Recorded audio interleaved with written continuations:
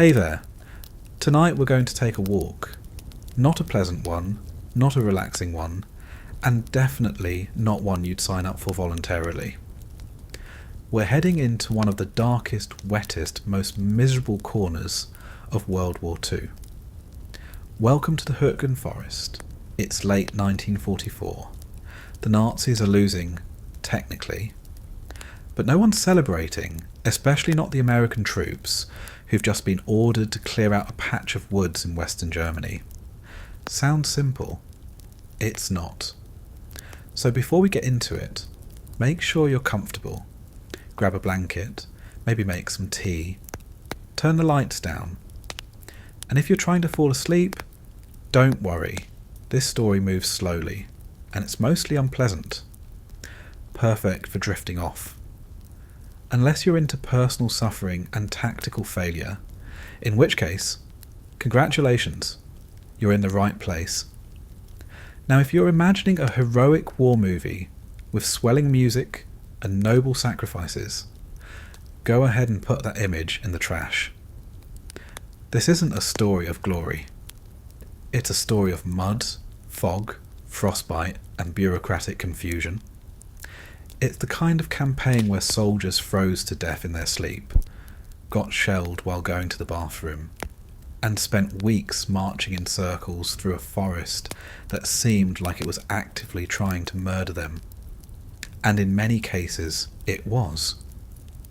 This is the Battle of Hürtgen Forest. It lasted longer than anyone expected, achieved less than anyone hoped, and broke more men than anyone will ever fully count. The weather was miserable, the terrain was suicidal, and the strategy was, at best, ambiguous. At worst, it was criminal negligence. But you're not a general. You're not Eisenhower or Bradley or Patton. You're just some guy. You've been drafted, trained, shipped off to Europe, and now here you are, standing ankle deep in cold mud, staring at a line of trees that stretch into hell. You're tired, cold, and slightly hungry in a way that never really goes away. Your gear weighs as much as a small horse, your boots are soaked, and you've been told to advance into a forest filled with mines, machine guns, and Germans who know the ground better than you ever will. The good news? You're technically part of a winning side. The bad news? The forest doesn't care. The Germans don't care. And your commanding officer is probably just as confused as you are. Welcome to the Hürtgen Forest. You won't last a day. You're standing at the edge of a forest that doesn't look like much at first. A bunch of pine trees, some undergrowth, a little mud, nothing dramatic, no towering cliffs, no Gothic castles. Just miles of identical trees packed so tightly together it feels like they're daring you to step inside. The light barely filters through. Everything is brown or grey, or that cold, wet green that means nothing good is happening. It smells like rotting leaves, diesel fuel, and old snow. Congratulations. You're about to walk into one of the longest, bloodiest, and most pointless battles of the entire war. It's November 1944. Technically fall, but the forest skipped right ahead to winter. There's frost on your sleeves and ice in your boots. You haven't been warm since Belgium. You're part of the US First Army, which sounds impressive until you realise you've been assigned to the worst stretch of terrain in the entire Western Front. There are rumours going around the unit. Some say this operation will only last a few days. Others say it's just a clean-up job. Push through the trees, secure a few hills, and link up with another division. Simple. Like hiking, but with more guns and less visibility. You've heard about the Siegfried Line. That's the German defensive network, somewhere in this direction. Concrete bunkers, barbed wire, tank traps, the works. But no one really knows where it is, or how far it goes. or if the Germans are even still holding it. What you do know is that you've been ordered into this forest to find out. Your mission is vague. The objectives change every 24 hours. And half the officers are reading maps that haven't been updated since 1938. It's a logistical masterpiece, if the masterpiece was drawn by a blindfolded intern using crayon. So now you're here. Rifle slung over your shoulder. Backpack filled with cold rations, wet socks, and a sense of dread. The forest line stretches in front of you, dark and quiet. Too quiet. Someone up front just joked that this place looks like a hunting trip. That guy's going to stop joking by nightfall. Maybe sooner. A few men are already coughing. One threw up after a bumpy ride in the back of the transport truck. He said it was the rations. It wasn't. The first thing that hits you when you step into the forest isn't a bullet. It's the mud. It pulls at your boots like it's trying to make you stay. Every step makes a sucking sound. The ground isn't solid. It's churned up from weeks of shelling, rain, and the last group of guys who tried to cross here and didn't make it. Trees are splintered in every direction. Some still smoulder faintly. You don't ask why. Visibility drops fast. You take 10 steps and lose sight of the road. 20 more and you can't see the sky. The trees don't sway. There's no breeze. It's dead quiet except for the squelch of boots and the distant pop of artillery. It doesn't sound close, but you've already learned not to trust sound here. Shells come from miles away and still land on your lap. They don't warn you, they just arrive. Someone ahead stumbles, a root, or maybe a tripwire. Everyone freezes. A corporal barks something, you can't hear it, doesn't matter. Everyone moves again like nothing happened. You check your rifle. Not because you expect to use it, but because holding it gives your hand something to do. It's already dirty, and you've been told 10 times to keep it clean. Good luck with that. The mud gets everywhere. Your gloves are wet. Your socks are wet. You're starting to think your bones might be wet. You pass the body of a tree that looks like it exploded from the inside. Shrapnel did that. Not recent, but recent enough that the smell hasn't left. You breathe through your mouth. That helps for about 4 seconds. Then your throat starts to burn. Someone in the back of the line lights a cigarette. The guy in front of him swats it out. No one yells. They just keep walking. After about 30 minutes, the group stops. No one says why. You're told to dig in. It's not clear what in means. The ground is half frozen and covered in roots.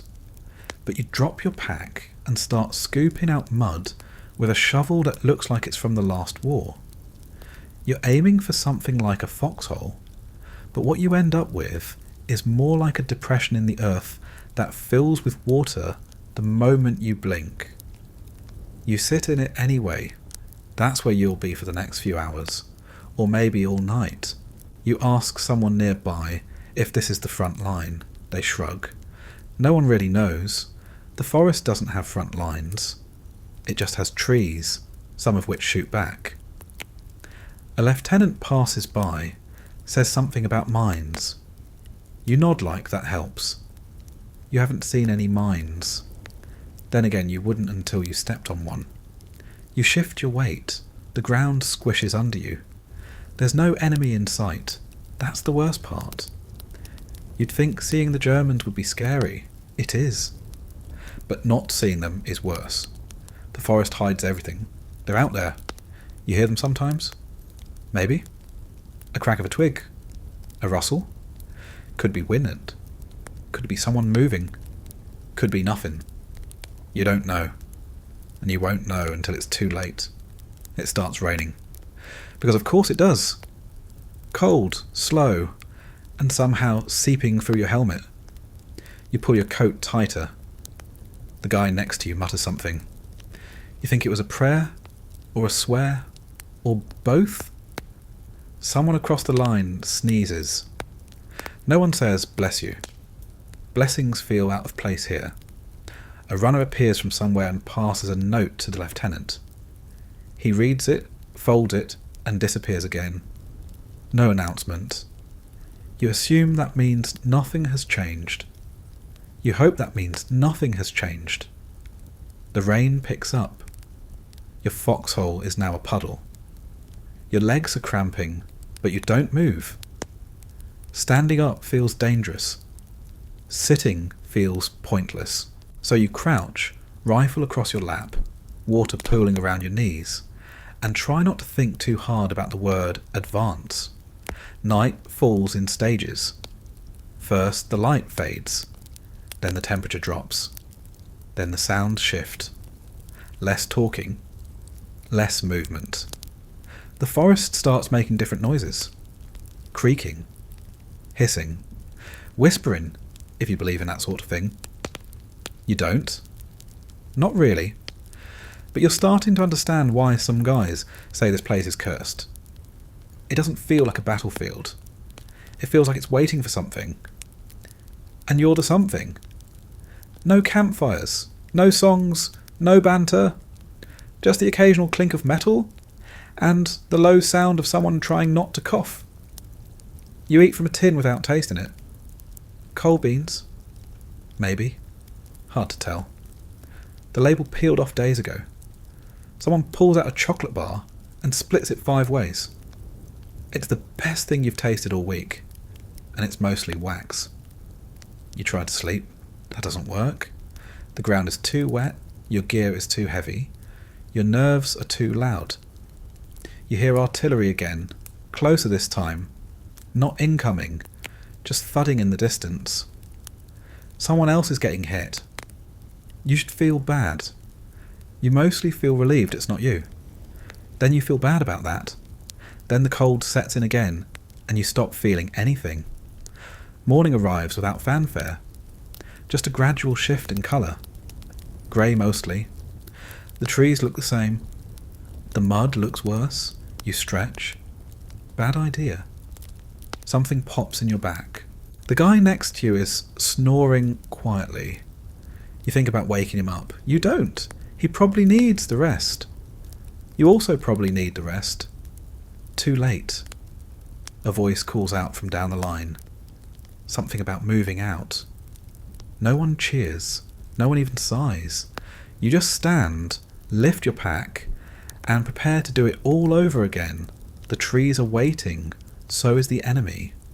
So is another day of cold, confusion, and that feeling you're marching straight into the part of the map labelled "Don't." And you haven't even seen combat yet. You don't so much wake up as you return to awareness. Sleep isn't really a thing here. Not in any real sense. You just kind of black out for a few minutes at a time and hope nothing explodes while you're unconscious. It's still dark. Could be 3 a.m, could be 5. No one's issued you a watch that works in this weather. You squint up at the sky and try to guess the time based on the shade of grey it's turned. It doesn't help. Something's jabbed into your side. A rock. A root. Your own rib. Hard to say. You're soaked again, or still. Your jacket is heavy, your boots are heavier, and your fingers feel like frozen pencils. You try to flex them. They resist. You finally sit up, and your spine files a complaint. Nothing about this position is natural. You've been curled up in what's generously called a foxhole. Realistically, it's a waterlogged depression in the earth that smells like damp canvas, old sweat, and yesterday's fear. The first thing you hear is coughing. Not yours. Someone nearby. Deep, wet, repetitive. The kind of cough that tells you this guy's lungs are giving up. Maybe Trenchfoot got bored and decided to move north. You look over. The guy doesn't move. You think about checking on him. Then you think about minding your own business. You go with the second one. There's no time to play nurse. Not here. A boot nudges your leg. You flinch. It's just one of your squad mates. No words, just the boot. That's how you know it's time. You climb out of your hole slowly. Your knees crack. Your neck protests. You're 30 years old. Maybe. You feel 80. The mud tries to reclaim your boots. You pull one out with a disgusting slurp. And then the other. One of them leaks. You don't know how. You just know your sock is wet again, which is impressive, because you were pretty sure it had dried out sometime around 2 a.m. Someone mumbles, "Rise and shine." No one laughs. No one even acknowledges it. You shuffle toward what counts as the gathering point. Not a camp, not really a base, just a small clearing where people congregate to get yelled at before marching back into the woods. There's a stack of crates nearby. Most of them are empty. A few contain rations, maybe. You don't remember the last time you saw a full crate that wasn't already promised to another platoon. You grab something that resembles breakfast. It's a tin, probably beans, but it could be anything. The label is missing, and your sense of smell has stopped working. You jab a knife into the lid, peel it back, and stare at the contents. It jiggles. That's not a good sign. You scoop some out with your fingers because you lost your spoon last week, and no one's replacing it. You chew. It tastes like metal and shame. You hear a distant thud. Not close. Not far either. Mortar maybe. Or artillery. No one reacts. That's the new baseline now. You only duck when it's really close. Anything further out is background noise. Another sound joins it, low and constant. That's the wind. It's found a way through your jacket and down your spine. You shiver. Again and again. You look around at the others. Everyone looks the same. Same uniforms, different layers of filth. Helmets tilted back. Faces streaked with mud and smoke. Eyes red-rimmed from lack of sleep and wind exposure. Someone has wrapped their scarf around their face like a makeshift gas mask. Not for gas. Just to keep the stench out. Or in. Could be either. Your sergeant appears. He's chewing something. Might be gum, might be tobacco, might be a piece of leather. He barks something about moving east. You're not sure which direction that is. Compass broke 2 weeks ago. You just nod and wait for someone else to start walking. That's the safest bet. You move when they do. One guy is trying to dry his socks over a tiny fire. That's not allowed. Fires draw attention. He gets yelled at. He doesn't argue. Just sighs, dumps water on the fire, and puts his wet socks back on. That's what passes for morale here. Trying to warm your feet for 15 seconds before being reminded the enemy has mortars. The unit starts to shuffle into a loose formation. No one's really lined up. It's more like a trail of people vaguely moving in the same direction, with rifles slung over shoulders and heads down. The trees are waiting. They always are. You can't see into them until you're inside. And by then it's too late to turn around. Someone asks if it's Monday. No one answers. Days don't matter. Time is just cold measured in footsteps. You sling your rifle back over your shoulder. It's already caked in dirt again.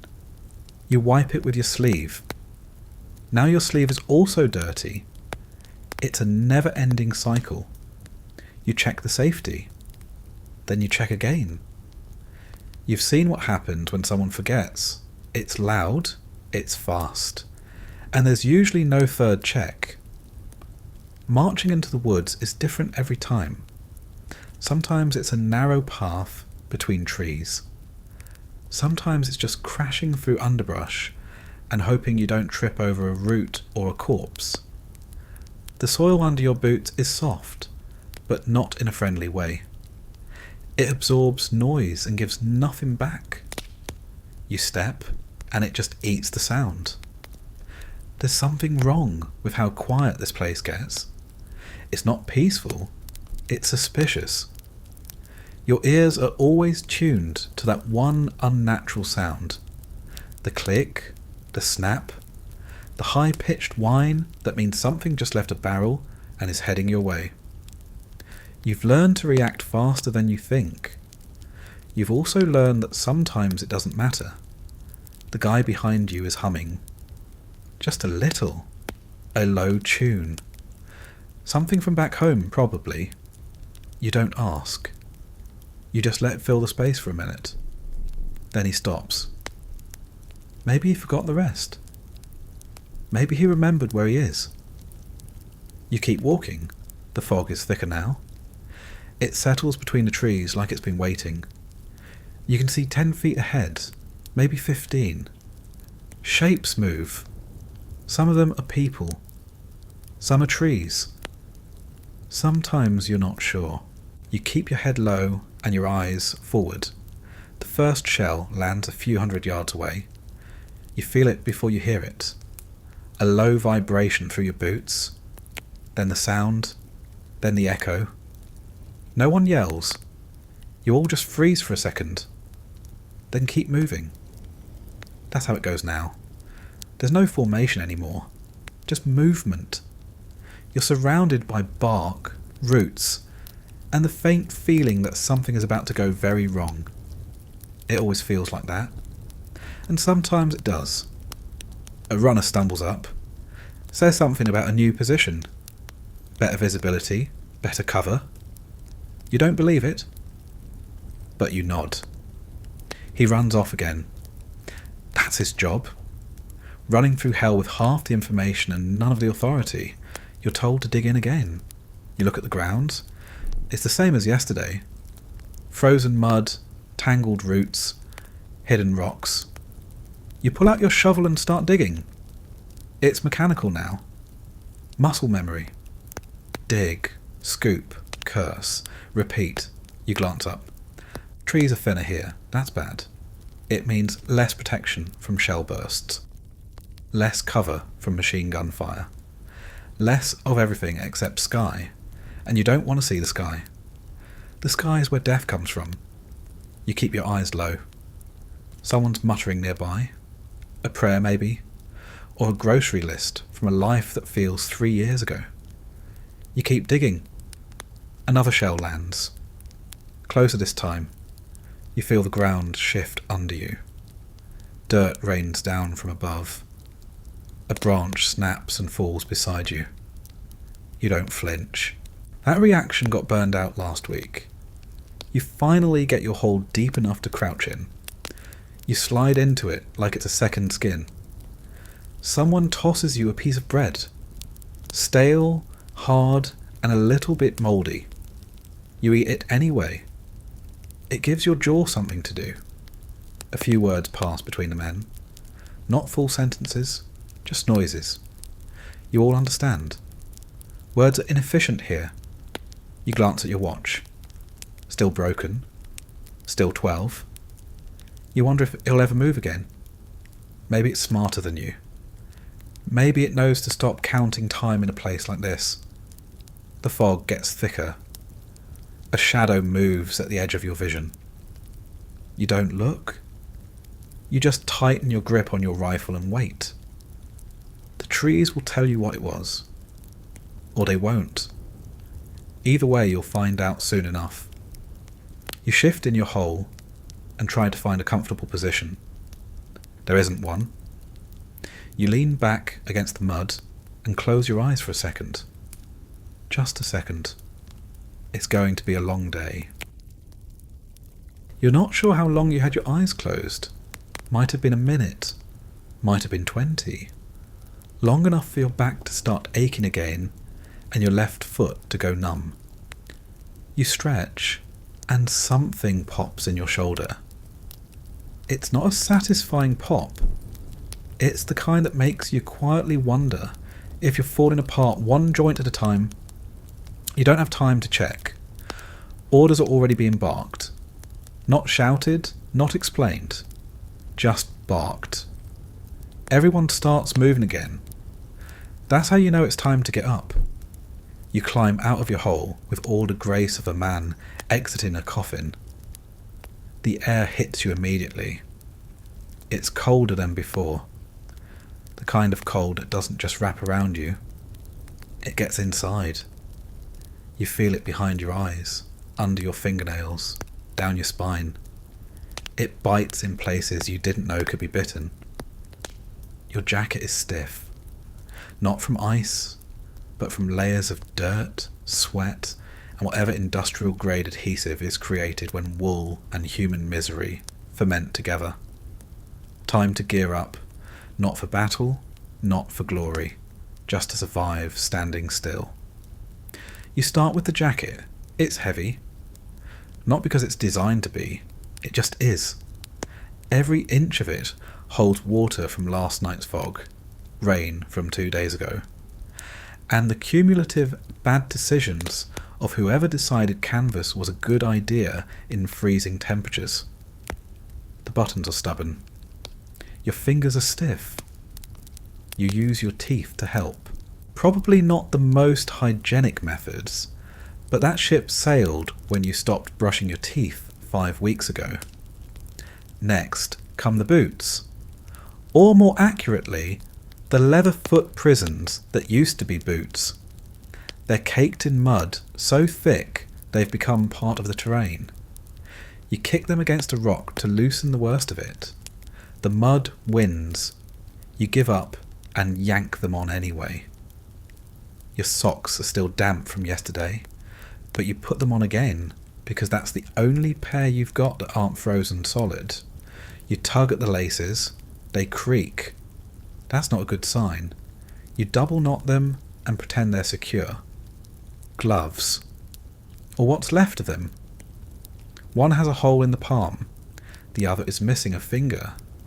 Not your finger, just the gloves. You slide them on and flex your hands. It feels like trying to bend cardboard. Your fingertips still sting.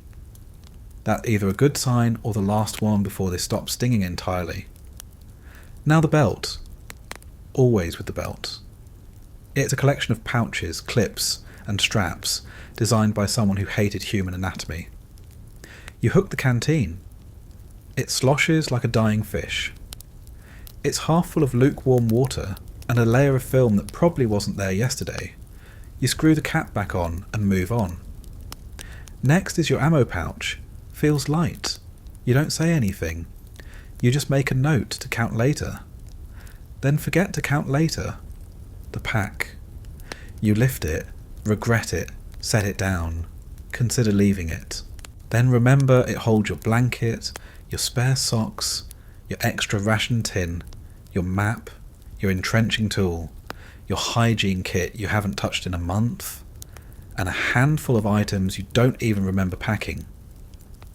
You heave it onto your back and immediately feel your spine express disappointment. Your helmet has collected leaves again. You shake them out and jam it on your head. It smells like old steel, oil, and the distinct scent of scalp neglect.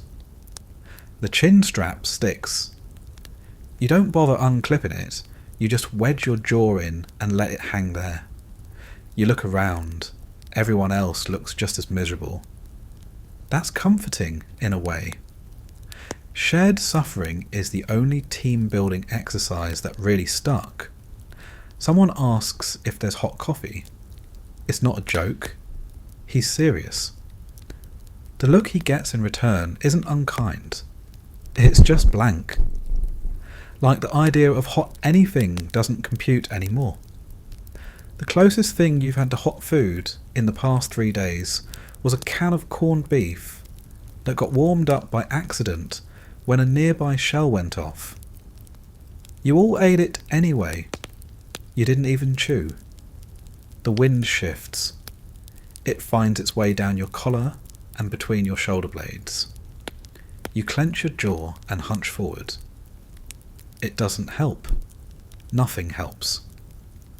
One guy tries wrapping his scarf around his face. Another layers his 2 shirts in reverse order, like that'll trick the cold into giving up.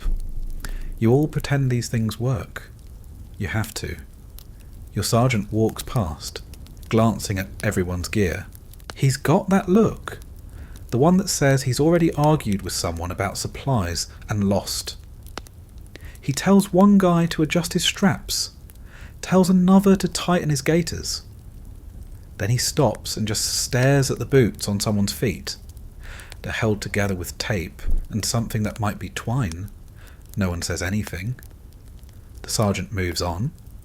Word spreads that a supply drop was supposed to arrive last night. It didn't. Could be weather. Could be enemy fire. Could be someone forgot. Either way, the result is the same. No new coats, no clean socks, no extra gloves. Here you don't let yourself hope anymore. Hope's been traded in for dry matches and half a cigarette. You go through your pockets again. Inventory check. Half a chocolate bar, wrapped in paper that's more holes than wrapper. A broken pencil. 2 buttons. A letter from someone you don't talk to anymore. A crumpled ration ticket. A photo.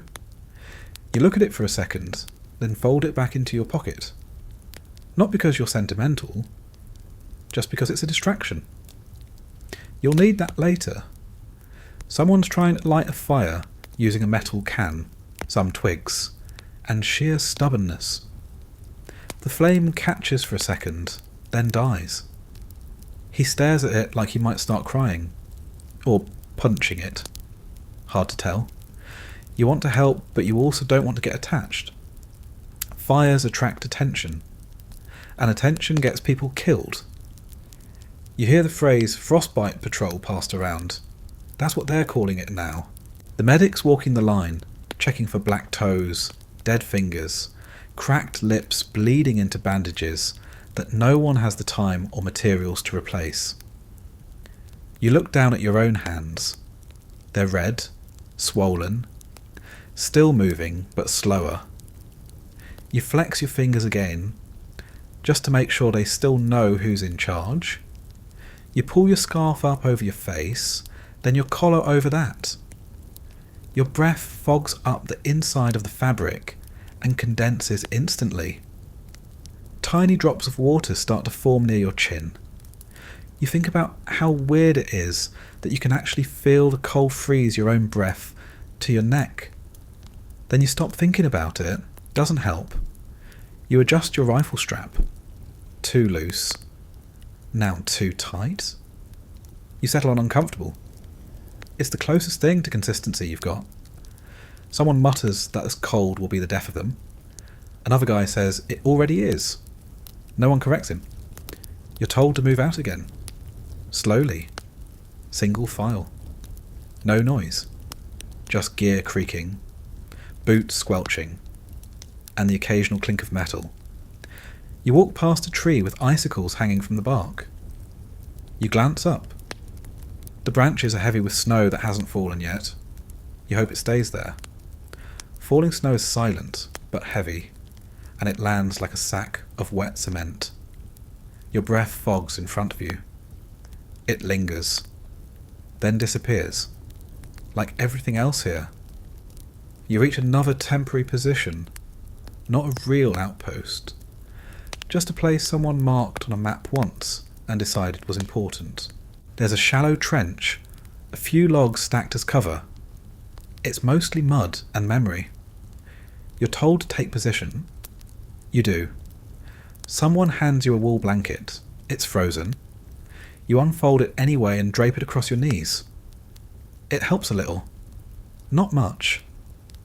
Mostly it just smells like old socks and gun oil. You settle in and prepare to sit. And wait. And shiver. Because that's the real assignment out here. Stay cold. Stay awake. Stay alive. And the forest, like always, is waiting. By the time someone mentions breakfast, you've already forgotten that meals are supposed to be a daily thing. You can't remember the last time you ate at a normal hour. The idea of breakfast implies a beginning, a routine, something structured. None of that applies here. time has dissolved into grey hours and wet socks. You don't eat at breakfast time. You eat when you're told to stop moving, and nobody is shooting at you. Word comes down the line that you're not getting a hot meal this morning. Not that you were expecting one, but it's always worse when someone confirms it. Something about supply delays. Something about the field kitchen being stuck 5 miles back, waiting for the roads to become less of a disaster. Could be mud, could be mines, could be both. Doesn't matter. The outcome's the same. No coffee. No hot chow. No food that was ever warm in your lifetime. You reach into your pack and dig around. Your fingers close around a metal tin. It's dented and a little sticky. You pry it open and stare down at whatever this was supposed to be. Some kind of hash. Maybe beans, possibly meat. Hard to tell anymore. It's congealed into a single beige mass with flecks of something green. You hope the green was intentional. There's no spoon again. You lost your last one 2 weeks ago during a river crossing that technically wasn't even necessary. The sergeant had read the map wrong. You swam across for no reason and lost your only eating utensil in the process. You've been using a flattened shell casing ever since. It works if you don't mind metal shavings in your food. You scoop out a bite and chew without thinking about it. The texture is like chewing on rubber soaked in lard. You don't taste anything. You're not sure if that's a mercy or a symptom.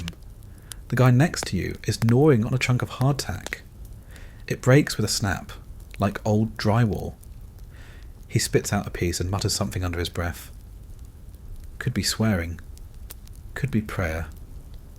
You can't tell anymore. Someone further down the line is trying to heat up a ration tin over a small flame. He's using a few sticks and a wad of newspaper someone stuffed in their coat for insulation. The fire flickers for about 30 seconds before the wind takes it out. He stares at it for a moment and then just eats the tin cold. You see the steam rise from his breath, not his food. You finish half the tin and decide that's enough. Your stomach doesn't argue. It stopped protesting a while ago. You've learned the difference between hunger and habit. Real hunger makes you eat whatever's in front of you. Habit makes you think about flavour, warmth, even enjoyment. That part of you shut off a few weeks ago. One guy pulls out a packet of instant coffee. No water, no heat. He just pours the powder into his mouth like it's candy and washes it down with something from his canteen that might be water, might be melted snow. He doesn't flinch. You make a face. He doesn't notice. Somebody gets lucky and pulls a ration biscuit from his pack that's still technically edible. He cracks it in half and offers a piece. You take it. Not because you want it, but because refusing food is rude now. It tastes like plaster mixed with cardboard. You chew until your jaw gets tired, then swallow the last bit like it's medicine. It kind of is. A corporal makes a joke about eggs. Everyone ignores him. Another guy says he'd give his left foot for bacon. Someone else says he already gave his left foot. He'd settle for jam. The laughter is short, shallow, and a little mean. Not at the joke. Just at the memory of better mornings that feel like they happened to someone else. You remember breakfast back home. Briefly. Toast. Maybe oatmeal. A mug of coffee with actual milk. Then you blink, and it's gone. The forest doesn't let memories linger. It replaces them with pine needles and the smell of gun oil. The medics are making their rounds again. They ask if anyone's eaten. Technically yes, functionally no. One of them carries a chocolate bar. Real chocolate. Probably saved for emergencies. You stare at it like it's a grenade. He doesn't offer it. He just pockets it again and keeps walking. You weren't going to ask. You were just hoping he'd be generous or distracted. You think about conserving the rest of your tin for later, but later isn't guaranteed. You finish it. Cold, flavourless and sticky. You wipe your hand on your coat, which is already crusted with so many layers of dirt and grease, it probably counts as armour now. The guy across from you pulls out a single sugar cube. Just one. He breaks it in half and sucks on it like it's a cigarette. You look away. That kind of joy feels too personal to watch. The wind picks up again. Your teeth chatter. Not from hunger, just from being alive in a place that seems annoyed by your presence. You clutch your rifle a little tighter and try not to think about how long it will be before you're told to move again. You're not full. You're not satisfied. You're just no longer actively chewing, which counts as progress. You spit out a flake of something that might have been tin or dirt or bone. You don't look too closely. Someone burps. Someone else curses at their can opener. A few men are still digging at ration packs with their bare hands, tearing open cans like raccoons with PTSD. You check your pockets, one crushed biscuit, a few loose crumbs in a wax wrapper. That's your emergency supply now. You fold the wrapper carefully and slide it back into your coat. Another thud echoes in the distance. No one reacts. Then another, closer. That one gets a glance, but not much more. You lean back against the nearest tree and pull your scarf up again. The taste of metal still lingers in your mouth. It mixes with the smell of pine, diesel, and old sweat. You try not to breathe too deeply. No one talks much anymore. Breakfast was supposed to be a reprieve, a routine, something resembling a human moment. Instead, it's a reminder. You're cold. You're hungry. And you're nowhere near done. Your stomach growls again. You pretend you didn't hear it. So does everyone else. You're back on your feet before your legs agree to it. The signal comes down the line. Quiet, not dramatic. No bugles, no shouted commands. Just a wave of motion from the front that says it's time to move. You tighten your pack, adjust your rifle sling, and step back into the forest like you're walking into a giant mouth that hasn't finished chewing its last meal. The trees swallow you up fast. That's how the Hürtgen works. 1 minute you're standing near open ground. The next you're 50 feet in and can't see anything but trunks and fog. The light fades again. It always does in here. Doesn't matter what time it is. The canopy is thick. The air is wet and visibility drops to about 10 feet in any direction. Beyond that, everything turns into shapes you'd rather not investigate. You follow the man in front of you, watching the back of his helmet and the way his boots sink into the mud. It's not a path, not really. Just a line of trampled ground that snakes between trees and around stumps.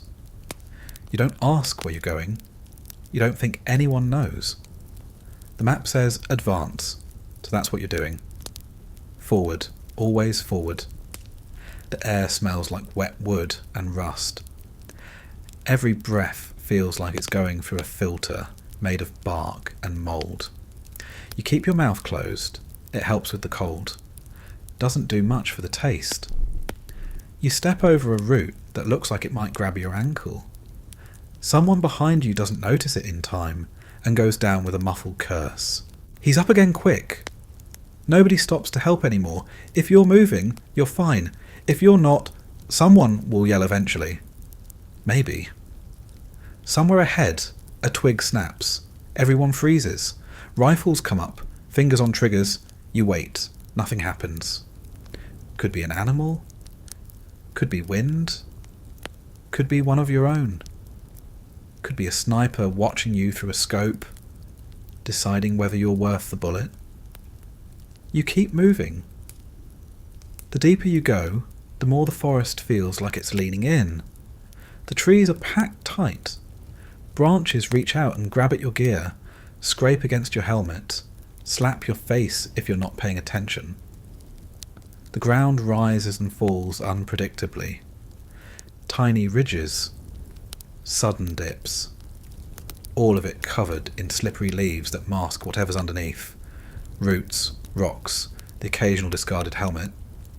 Sometimes something worse. You pass a tree with a hole in it the size of a basketball. Shell damage.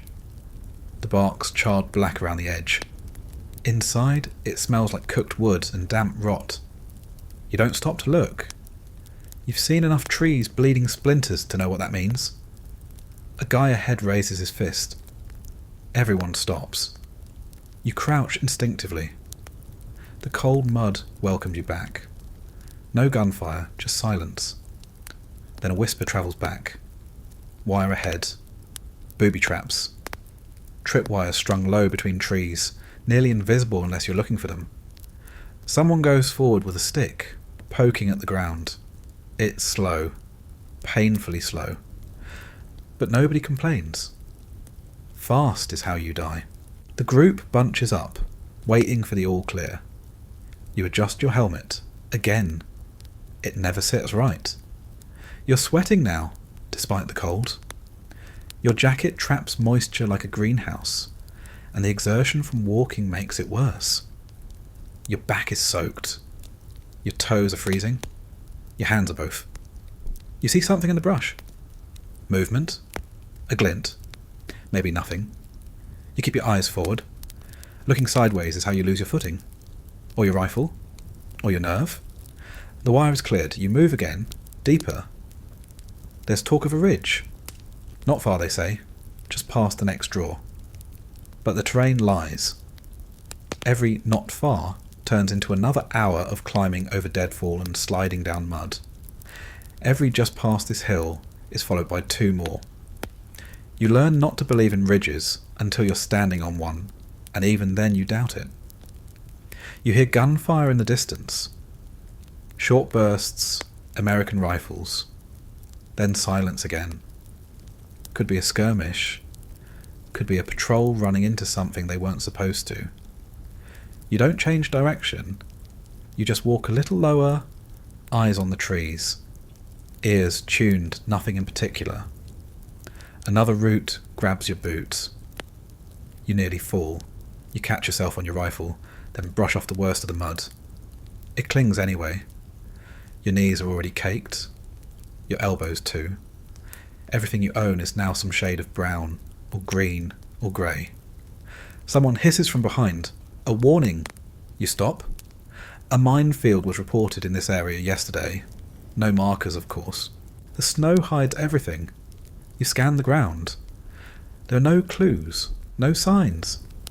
Just dirt, leaves, and the constant question of how badly you want to keep going. You wait. A lieutenant comes up. Young, too clean, too loud. He points to a map, then to the trees. Says something about flank coverage and high ground. Everyone nods like it means anything. He walks off again, into the brush, followed by a runner who looks like he wants to disappear. You move left, around the suspected danger zone. Slowly, one step at a time. The forest doesn't offer reassurance. Every crunch underfoot could be the last one you hear. You make it through. This time, the light shifts. It's getting darker. Maybe clouds. Maybe it's just the forest again, closing in. You can't see the sky anymore. The fog's back too, low to the ground, and thick enough to blur the man in front of you. You squint, trying to keep his silhouette in view. You miss your footing and step into a hole. Your boot sinks to the ankle. You curse under your breath and pull yourself free. The suction makes a noise you don't want to think about. You pass a tree marked with a knife scratch. Someone was here. Friendly, probably. Or not. The markings don't say much. Could be a unit tag. Could be a warning. You don't stop to read it. You're too tired to care. The air gets colder again. You breathe through your scarf. The cloth is damp. Your face is raw. Your lips are cracked. You lick them. It stings. You do it again anyway. Another shape appears in the woods. Big. Not moving. You raise your rifle. It's a tree. Just a tree. One with a coat draped over it. You lower the rifle. Someone left it behind. Or maybe they didn't have a choice. You hear coughing again. Behind you. Persistent. Deep. The kind of cough that means something's settling in the lungs. It echoes between the trees like it doesn't belong. The line stops again. You duck behind a stump. Not for cover. Just out of habit. Your knees creak. Your back screams. You check your rifle's chamber. Still clean. Good enough. A few men shift positions. You do the same. Another few feet forward. Another few hours lost to the forest. You've stopped counting steps. You don't bother asking how far anymore. Someone up front mutters about bunkers. Says they're close. Concrete and steel buried in the hillside. German ones. You nod like it matters. You haven't seen a bunker. You haven't seen much of anything. Just trees. Always the trees. You blink. Your eyes sting. You haven't cried? It's just the wind. Or the cold. Or whatever else lives in the air around here. You lower your head. Keep walking. The man in front of you does the same. Into the trees. That's where everything goes. The first raindrop doesn't register. You're already soaked. At first it just feels like the sweat you never stopped producing. Then it keeps coming. A light drizzle, then a little harder. Then steady. The kind that sneaks into your collar and trickles down your back. Not enough to soak your gear all at once. Just enough to make sure it never gets dry again. No one says anything. There's nothing to say. You shift your pack higher and pull your scarf tighter. Your jacket, if it's ever had water resistance, gave that up weeks ago. You feel the fabric sucking in moisture like a sponge that hates you. It clings to your arms, bunches at your elbows, rubs your skin raw in spots you can't scratch because your gloves are too thick and too wet. The trees don't provide shelter. Not real shelter. The branches catch some of the rain and hold it just long enough to build up into little puddles of leaf-filtered water, which they then drop directly down your collar at the worst possible moment. You learn not to stand still under anything for too long. You also learn that moving doesn't help either. The mud thickens with every step. You've been walking on it so long, you don't even notice the extra effort anymore. You just lift your boots with more resistance and accept the fact that the forest floor wants to eat you. Each step is a negotiation. You plant your foot, hope it holds, shift your weight, and repeat the process until you forget what dry land feels like. You hear someone behind you muttering about snow. At first it sounds like wishful thinking. Then you notice the temperature's dropped again. A sharpness in the wind.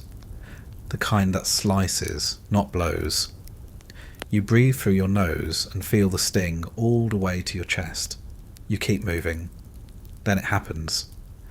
A few flakes at first, floating between the trees like ash. Light, slow, lazy. Then more. It doesn't fall straight down.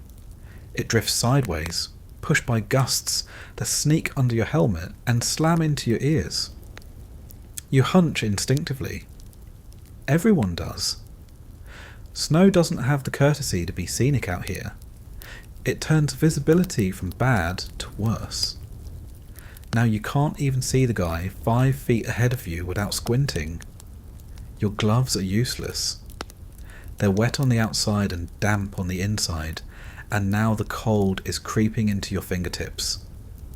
You clench your fists, Shake your hands, do anything to keep feeling in them. You remember stories from training, how frostbite sets in fast and quietly. You check your fingers every few minutes without letting anyone see. They're still red. You tell yourself that's good. You don't know if it is. The wind changes direction. Again. It never comes from one side. It swirls, rushes, spins through the trees in sudden bursts. It blows the snow into your eyes, your mouth, under your scarf. You blink against it until your eyelids ache. You spit onto the ground and watch the saliva freeze into the mud almost immediately. There's a distant whistle. Artillery. You know the sound now. You don't even flinch. It lands far away, a dull thump muffled by the snow. Nobody reacts. You're all too busy keeping your footing on ground that's slowly turning to slush. You pass a tree that looks like it exploded from the inside. The bark is shredded, blackened. A shell hit here not long ago. You keep walking. There are more like it, everywhere. You reach a small clearing. Someone says you're stopping. The relief is temporary. You drop your pack and crouch behind a stump that's already soaked through. You don't sit. You learn not to sit unless you're ready to wring out your pants afterward. You pull your blanket out. It's stiff and heavy, like a rug soaked in motor oil. You wrap it around your legs. It helps, a little. Not enough to matter, but just enough to pretend. Someone next to you sneezes, violently, then again, then starts coughing. It doesn't stop. You glance over. He waves you off. You don't press. Everyone's coughing now. You've stopped worrying about infection. If you weren't already sick, you will be soon. If you are, you keep it to yourself. You try to light a cigarette. The match snaps. You try another. Wind takes the flame. You cup your hands, shield it like it's gold, finally get it going. The first drag burns. The second is smooth. You savour it like a meal. Someone asks for a puff. You pass it. They take two. You don't argue. Snow keeps falling, not heavy, just steady. A quiet reminder that the forest has layers of misery. Rain, then snow, then sleet, then rain again. The cycle rotates based on which part of your body is least protected. You adjust your collar again. It's already soaked. You look at your rifle. The metal's wet. You wipe it off, then wipe the rag on your pants, then realise all you're doing is moving water from one place to another. The mechanism still works, for now. Someone farther back yells something. Not urgent, just frustrated. The weather makes people short-tempered. There's nothing to do about it. The cold turns complaints into background noise. You stop noticing them after the first week. The sergeant walks past, says something about movement in an hour. You nod. You don't know if you heard him right, and you don't ask for clarification. You just get ready to stand up again. Your legs are numb. That's normal now. A guy next to you pulls out a can of food, tries to open it with a frozen knife. It slips, cuts his hand. He doesn't flinch, just wraps it with a rag and eats anyway. You look away, you glance up at the sky. Grey, no breaks, no sun, just one big sheet of apathy above your head. You stopped checking the time days ago. The forest doesn't care about clocks. You start to shiver. You try to stop. Shaking makes noise, but your body has other ideas. The cold has dug in under your skin and it's not letting go. Someone says it's getting colder tonight, that the real winter hasn't even hit yet. You don't answer. You just pull your scarf up higher, feel the wet fabric against your mouth, and take another slow breath. The trees creak as the wind pushes through. One groans loud enough to make everyone glance up. Just a tree settling. Probably. You start adjusting your gear again. Not because it helps, but because it gives your hand something to do. You shift your pack, retie a strap, check your boots, flex your fingers. You're not fixing anything. You're just pretending you have control over something. Your breath fogs in front of you, thick now. It lingers longer than it should. The air isn't moving anymore. The forest has gone still again. You wait. You check your rifle. Again. Then look forward into the trees. Same as always, just shapes in the grey, still there, still watching. It happens before you know it. 1 second, you're hunched under your blanket, pretending it keeps you warm. And the next, there's a sound overhead that doesn't belong. A sharp, ripping whistle that carves through the still air like a razor. You don't even think. You just drop. You've been trained to recognise the noise. You don't need anyone to yell incoming. You feel it in your teeth before it finishes screaming. The shell hits somewhere up the hill. You don't see the impact. You feel the ground jolt under your chest. Dirt sprays down from the trees. A chunk of bark lands on your helmet. Then there's another. Closer. This one you see. Just a flash of light and a sound, like the world folding in on itself. No one's talking now. Everyone's just on their belly, pressing into the cold, wet earth like it might open up and swallow them out of range. You don't pray. You don't panic. You just wait. That's the only defence you have left. Another shell whistles overhead, and you brace for it. It lands somewhere behind you. You hear the trees crack, like bones. A branch snaps and crashes down to the left. Then silence. Not real silence. Just the pause between impacts. Tree bursts, that's what they're called. The shells don't always hit the ground. Sometimes they explode in the air, and when they do, the shrapnel sprays down like a steel rainstorm. The trees become part of the weapon. Splinters the size of kitchen knives shoot out in every direction. That's what gets you out here. Not the blast itself, but what comes after. What's in the air? You've seen what it does. Limbs severed by wood, faces shredded, helmets that look like they got chewed by a machine. You've seen guys go down without a sound, just slump into the dirt like a switch got flipped. And it's never clear what hit them. Could have been metal, could have been tree, could have been luck running out. You lift your head an inch, just enough to scan the treetops. You don't see movement. You barely see light. The fog is back, thick and low. You hear another shell leave its barrel, miles away maybe, but your brain has already calculated the trajectory before your ears finish processing it. You drop again. This one hits closer. You feel the shockwave pass through your stomach like a punch. Someone yells, not a word, just a noise. You look over. Can't tell who it came from. Too many helmets. Too many shapes pressed flat into the forest floor. The dirt shifts under you again. Another impact. Same pattern. They're walking the rounds forward. Whoever's calling the shots knows where you are, or at least close enough to guess. It's not accurate. It doesn't need to be. They're just saturating the area. Pressure, not precision.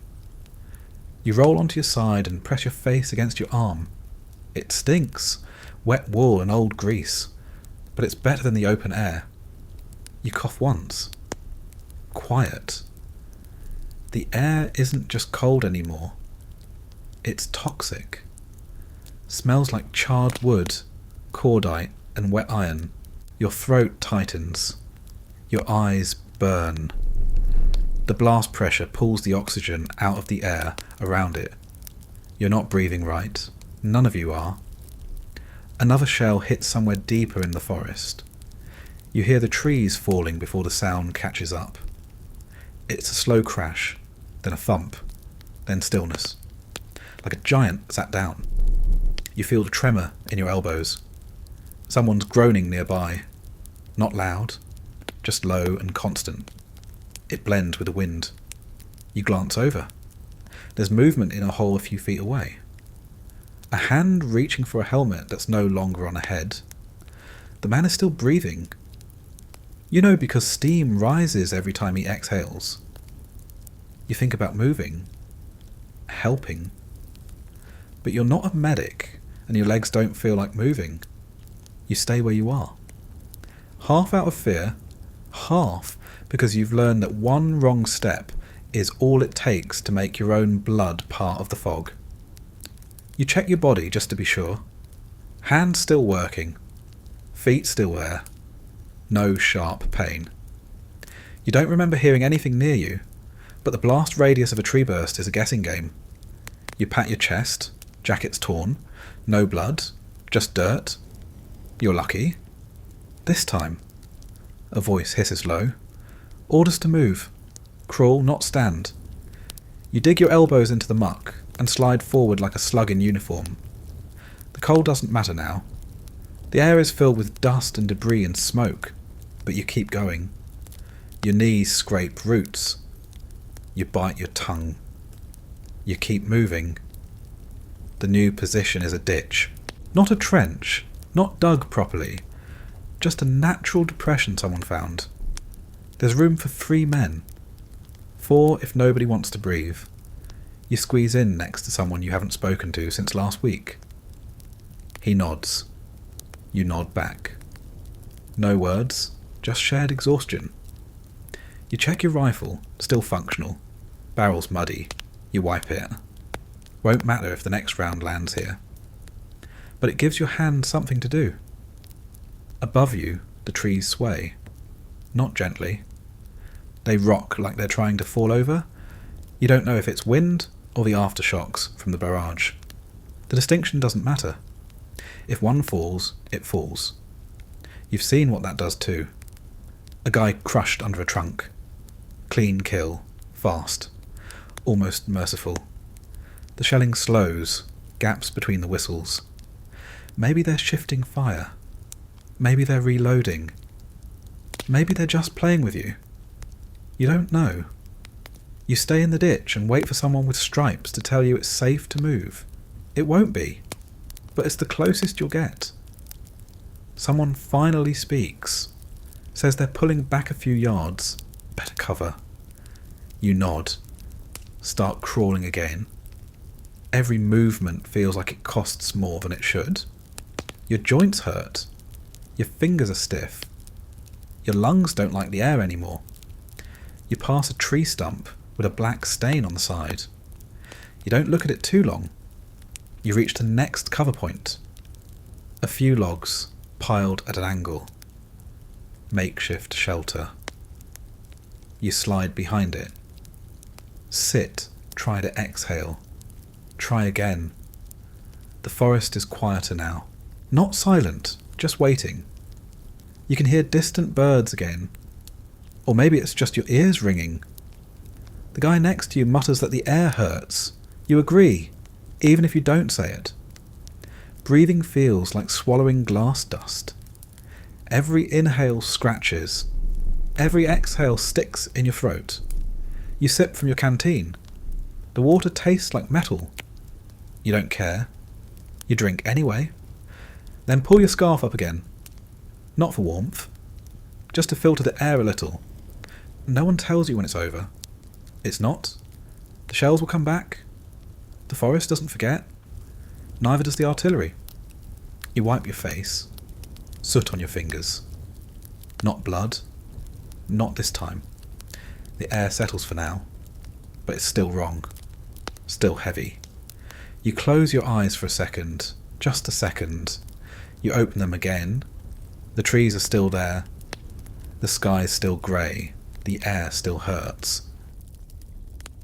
You don't notice it at first. You're too focused on your lungs and whatever just exploded 2 ridgelines over. But then you shift your weight, and your foot doesn't come with it. That's how it starts. A numbness. Like your boots have turned into concrete. You lift one leg, shake it, no feeling. You slap the sole of your boot against the ground. Still nothing. You try wiggling your toes. There's something there. Dull, sluggish, wrong. You already know what it is. Everyone does. You just don't want to say it out loud because that makes it real. So you go with the usual line. Just cold. As if cold is somehow better. As if cold is temporary. Like this forest is ever going to warm up. You lean back and try to adjust your socks. Not an easy task when you're crammed behind a broken log with half your weight on a slope, and the rest sinking into wet leaves. You unlace your boot halfway. It sticks. The laces are wet and stiff, and knotted in places they shouldn't be. You pull harder. The mud doesn't want to let go. When you finally get it loose, steam rises from the inside. That would be funny if it didn't also mean your sock is soaked through again. You peel it back. Your foot is pale, not white, pale blue. The skin has that waxy look, like an old candle that got left in a drawer too long. You press your thumb into the side of your toe. No bounce, no colour comes back. You shake your head and pull the sock back up before you have to look at it any longer. You don't say anything. Your buddy sees it, doesn't ask, just nods once. He's seen it too. Everyone has.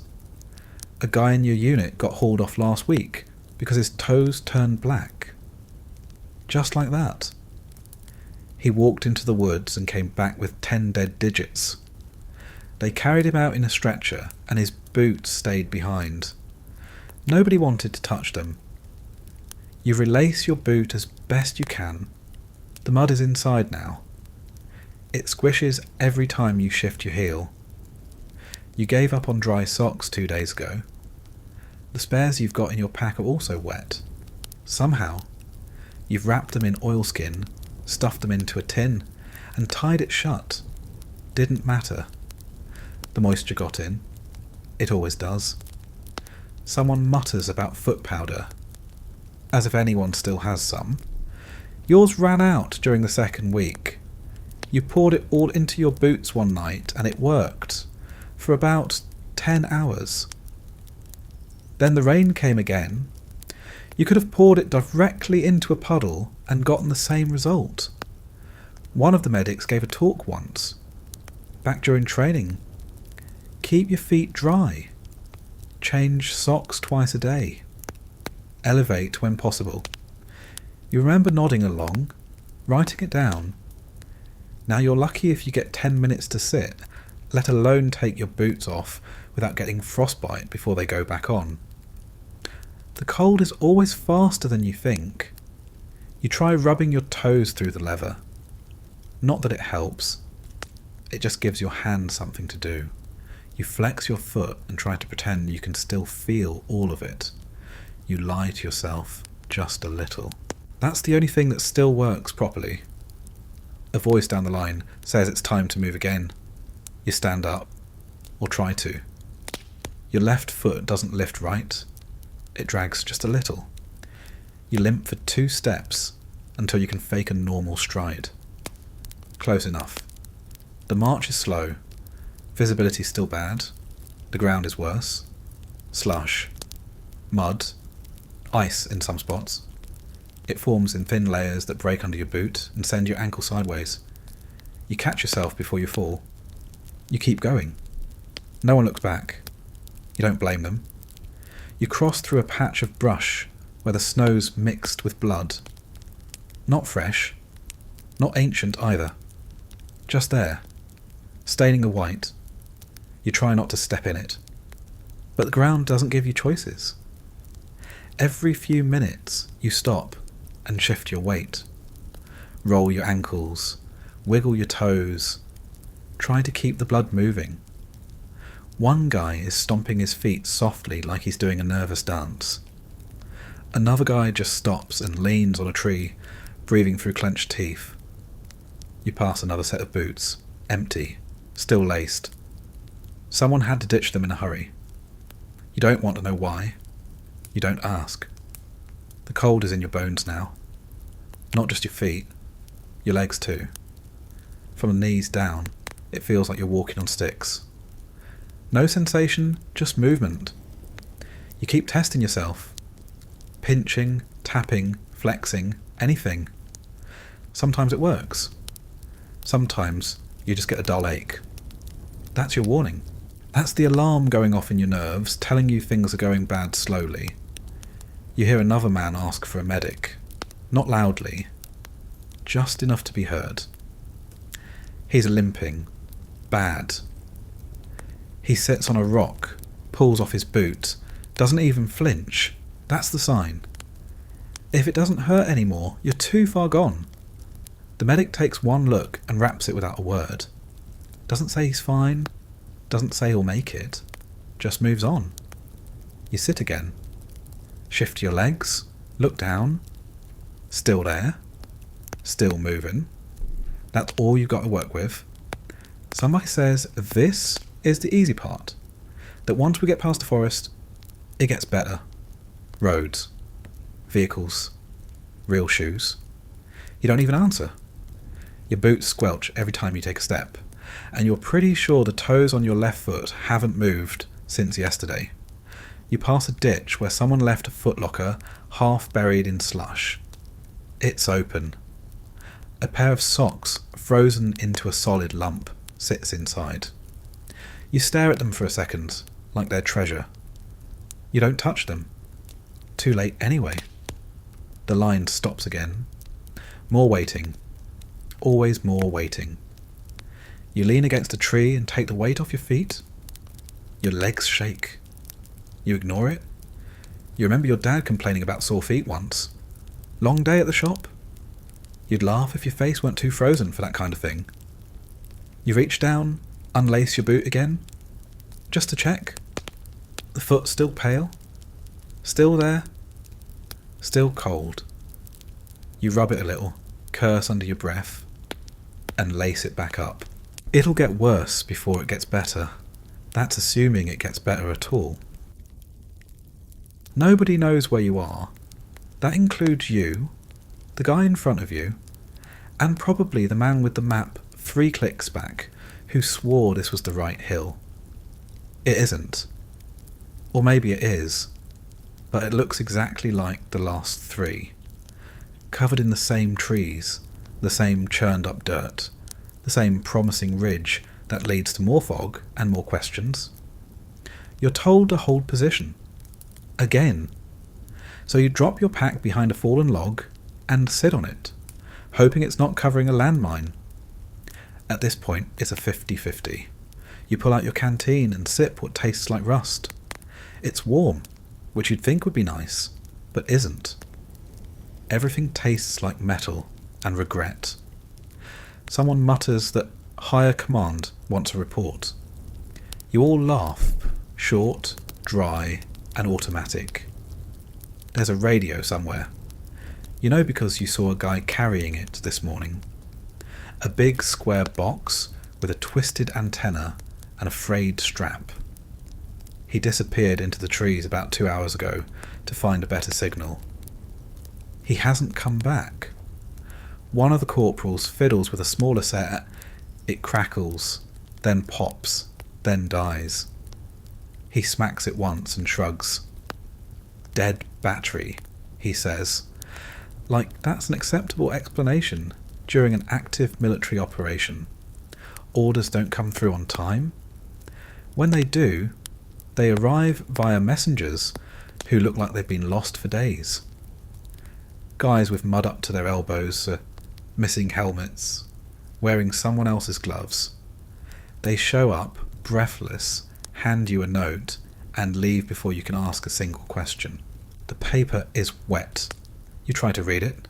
The ink's smudged. Could say advance. Could say hold fire. Could say good luck. You go with your best guess and hope no one shoots you for it. Maps are no help. You've seen 3, all different. One says you're near Hill 400. One says you're on it. The lust says Hill 400 doesn't exist, and this is actually Hill 232, which you were supposed to be at yesterday. The officer holding the map points at the trees like that clarifies anything. It doesn't. Compass broken. Your squad's compass took a hit when someone fell into a ditch and landed on it. Now it spins in circles like it's mocking you. One guy swears he knows which way is west. Says he can feel it in his bones. You follow him for half a mile until you end up back where you started. Turns out his bones are just as confused as the rest of him. The chain of command gets blurry the further into the forest you go. You used to know who was in charge. Now it changes hourly. Sometimes it's the guy with the radio. Sometimes it's whoever has the cleanest uniform. Today it's a sergeant with one eye swollen shut and a piece of tree stuck in his collar. He gives orders like he's reading them from a dream. And then there's the problem of the other units. You're supposed to be coordinating with the squad to your right. They were last seen 2 days ago crossing a creek. That might not exist anymore, there's been no contact since. Oh, you don't know if they're alive, pinned down, or already rotated out. You hope they rotated out.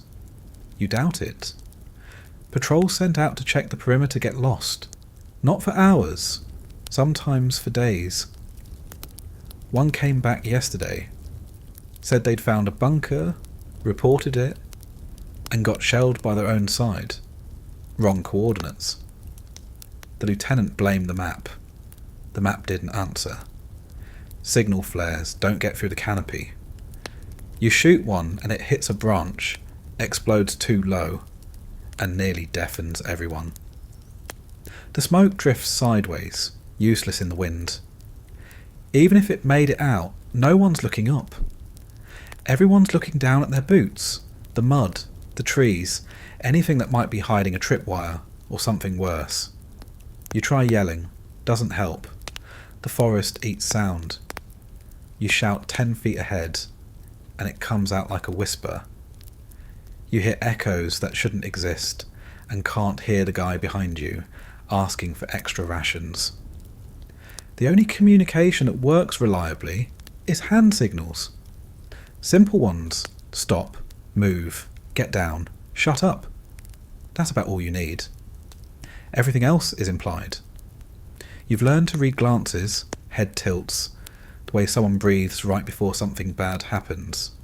When artillery comes in, nobody calls it. You all just know. There's a pause, a flicker of something in the air, then the shriek, and you're already on the ground before you process it. That's communication now, reflex and silence. You hear that battalion command is trying to get a forward observer up on the ridge. So far, they've sent 3. None have checked in. The ridge is covered in fog so thick you could lose a truck in it. And they have. You heard about a jeep convoy driving into the forest and vanishing. 2 vehicles, 6 guys, a case of ammo. Gone. No gunfire. No smoke. No tracks. Just gone.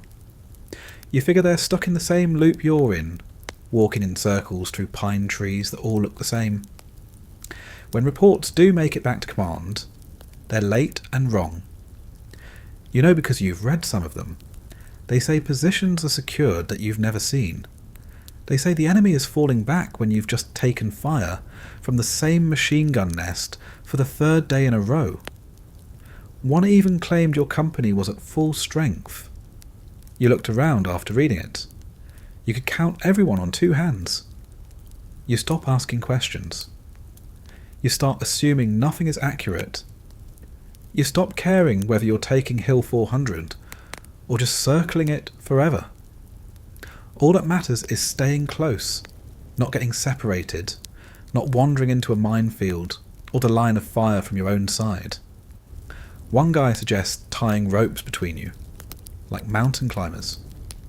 Nobody does it, but nobody laughs either. It doesn't sound that crazy anymore. At one point, a runner shows up with new instructions. He's been walking for 12 hours trying to find your squad. When he finally gets there, the lieutenant reads the paper, frowns and shoves it in his pocket. You ask what it says. He shrugs. Doesn't apply anymore. You keep moving anyway. The forest doesn't care what the paper says. Neither does the cold, the wind, or the German machine gun you're all pretending isn't still on the hill above you. The only message that ever really gets through in the Hürtgen is, keep walking, stay low, don't trust anything written, and if someone starts talking about the plan again, just nod and go back to watching the trees. Because you can't report your position when you don't know what it is, and you can't follow orders that were already outdated when they left the radio tower. You hear the first shell before you see anything. Always the same sound, rising, screaming, tearing through the air like it's late for something. You don't move at first, you freeze. Then you hit the ground because that sound never means anything good. And you've already learned that your body reacts faster than your brain ever will. The explosion's not close, but it's not far either. Far enough that you're still breathing. Close enough to feel it in your ribs. The dirt shakes. A tree somewhere behind you snaps and collapses. You don't look back. You just press your face into the mud and wait for the second one.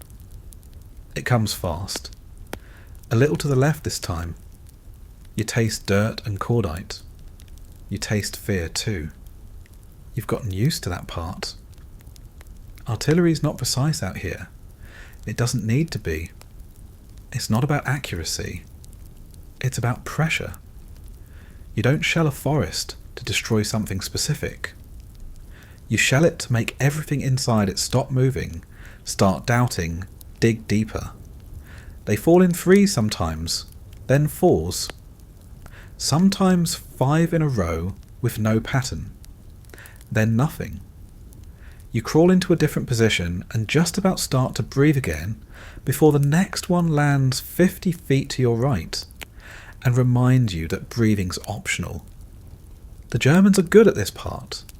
They've been sitting on the high ground for weeks, months. Their guns are dialed in, fixed positions, pre-sighted coordinates. They don't need spotters. They don't need confirmation. They know where you're going because they've watched everyone go there already. Some of them are firing 88s. You can tell. That sounds different, sharper, cleaner, more professional in the worst way. The kind of shell that doesn't just kill, it vaporizes, leaves a crater where someone used to be. The ground's already chewed to pieces. You're not digging new holes anymore. You're occupying old ones. Shrapnel's embedded in half the trees around you. Some of them are splintered, like someone tried to open them with dynamite. You adjust your helmet. The strap's tight. You loosen it, then tighten it again. You've developed rituals now. Little superstitions that help you pretend you have any control. You check your rifle, even though you won't be shooting at the sky. A guy near you pulls his scarf over his face and mutters about incoming. Like the scarf's going to do anything. Then there's the other problem. The one under your feet. Landmines. They're everywhere. Not in lines. Not in marked fields. Just scattered like seeds by a farmer with a grudge. Some are pressure plates. Some are tripwires. Some don't need a reason. You take a step, and that's it. No sound, no warning. Just pressure, then air, then nothing.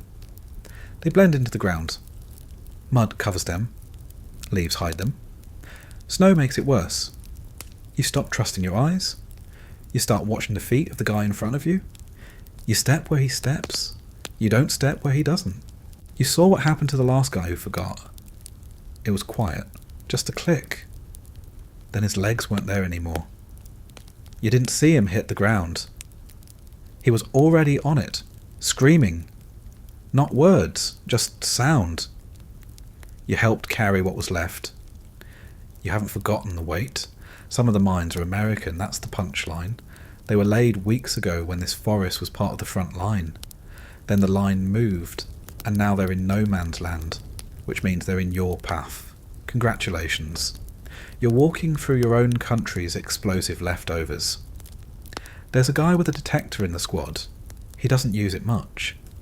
Batteries are low, and it only works on dry soil. Nothing here is dry. He taps the ground with a stick instead. 1 foot at a time, slow, careful. Every few minutes he marks the cleared path with a scrap of cloth or a snapped branch. You pray he doesn't get tired. Someone else finds a sign. Wooden, German. It's nailed to a tree and says, Minen. You all stop. Stare at it. Then someone shrugs and walks around it in the widest arc the terrain will allow. Like maybe the Germans put it there as a favour. Or maybe as a joke. You cross an old road, just a trail really, half buried in snow. There's a burned out tank on the side. American. Tracks blown off. The turret's sideways. There's a helmet on the ground a few feet away. You don't pick it up. You just keep moving. The ground slopes downward and your boots lose grip. You slide a few inches before catching yourself. That moment, where your weight shifts and you don't know what's under you, that's when the panic hits. Not loud panic, the quiet kind. Internal, cold. You plant your foot, nothing happens. You plant the other. Still good. You exhale and feel ashamed that you held your breath. The squad ahead stops. The point man raises a hand. You crouch. You scan the trees. Then you see it, a wire, barely visible, running between two stumps. Maybe ankle height, maybe lower. Booby trap. They mark it, carefully. You step around. Someone mutters that it's probably not the only one. No one argues. You stop again. Wait for instructions. The radio's still not working. Someone's arguing about which way is north. The map's smeared. The compass doesn't help. You're guessing again. You've been guessing for days. A shell lands nearby and a tree falls the wrong direction. Toward your position. You dive. It misses by a few feet. The ground shakes. Everyone repositioned without a word. Like it's routine now. Like it's normal to dodge falling trees with live fuses. Another mine goes off behind you. Not in your squad. Another unit. You hear it.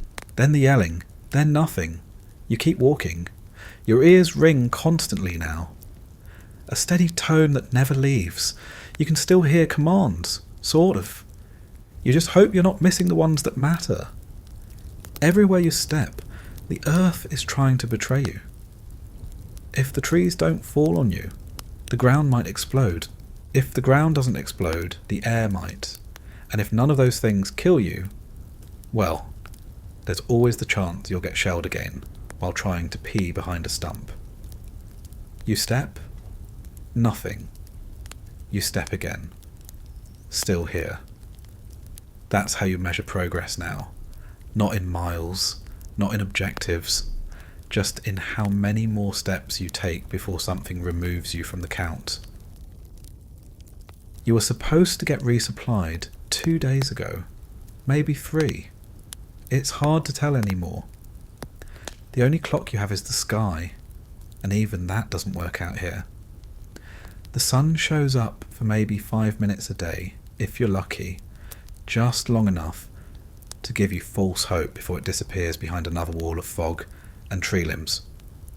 The rumour was that a convoy was headed your way with food, ammunition, fuel, dry socks. Nobody saw it. Nobody heard it. The last anyone knew, it was stuck behind a blown-out bridge 6 miles back. Or it took a wrong turn. Or it got shelled into non-existence. Any one of those is equally likely. All of them together feels about right. You're out of chocolate, out of clean water, out of anything that could be described as useful. The last of the rations were split yesterday. A single can of corned beef passed around like some kind of sacred relic. Everyone got a spoonful. The guy who finished it licked the inside of the can so clean you could see your reflection in it. You didn't comment. You dig through your pack again, just in case. Maybe something's hiding at the bottom. You find lint, a bent cigarette, a crushed cracker, and a broken pencil. You consider eating the cracker. It smells like canvas. You eat it anyway. It tastes like regret. Your canteen is half full, but you're rationing it like it's liquid gold. You had a chance to refill from a stream earlier, but nobody touched it. Too close to the latrine area. Too close to whatever might be dead upstream. You'd rather stay thirsty than spend the next 48 hours curled in a ditch, with your stomach trying to eat itself from the inside. Someone next to you is gnawing on a piece of jerky he swiped from a dead guy 3 days ago. Nobody judges. Survival doesn't care where it came from. One guy's boiling snow in a dented helmet. It will take half an hour to melt into half a cup of water, and it will taste like smoke and rust. But it's better than nothing. Barely. Ammo's not much better. You check your pouches, 2 clips, 1 partially loaded. You haven't fired in 2 days. Doesn't mean you won't need to, just means you're hoping you won't. There's no backup supply. No crates coming. You keep hearing that more is on the way. That phrase doesn't mean anything out here. Out here, everything's on the way and never arriving. Grenades? You have 1. You used to have 2. You gave the other to a guy on the edge of the line who was convinced he heard movement last night. Turned out it was a squirrel. He didn't throw it, but now he sleeps with the pin in his hand, just in case. No one tells him to stop. You haven't seen a mortar round in a week. You've got a guy carrying the tube around like it's a club. He jokes about swinging it at someone. You're not sure he's kidding. His loader's been using empty shell cases to dig fire pits. Medical supplies are gone. 1 roll of gauze between the whole squad. A half bottle of iodine that froze solid during the last cold snap. No morphine, no bandages, no scissors. The medic's been tearing strips off his own shirt for dressings. His sleeves are gone. You don't ask what happened to his gloves. You twist your ankle climbing over a root. Doesn't break. Just hurts. You consider wrapping it. Then realise you've got nothing to wrap it with. So you limp for a bit and tell yourself it's fine. If it's not bleeding, it doesn't count. A guy slices his palm trying to open a tin. Just a small cut. By the next day, his fingers are swollen and red. By the next morning, he can't move them. No antibiotics. They send him back toward the aid station. You know he won't make it that far. Your boots are falling apart. The soles are soft.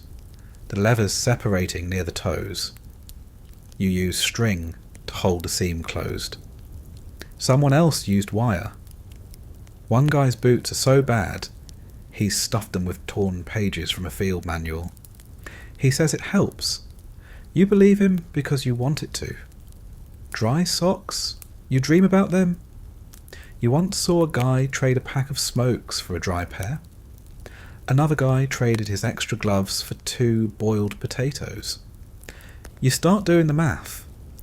Figure out what you'd give for something warm and edible. Turns out the list is long. You find a spoon, just lying on the ground near a tree stump. No idea whose it was, doesn't matter.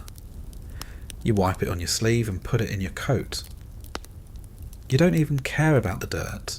That's the best thing you've found all week. You hear another promise on the wind. A supply drop is coming.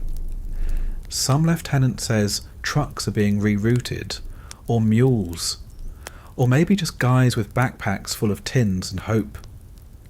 It's all the same. A string of guesses pretending to be facts. You've stopped asking when.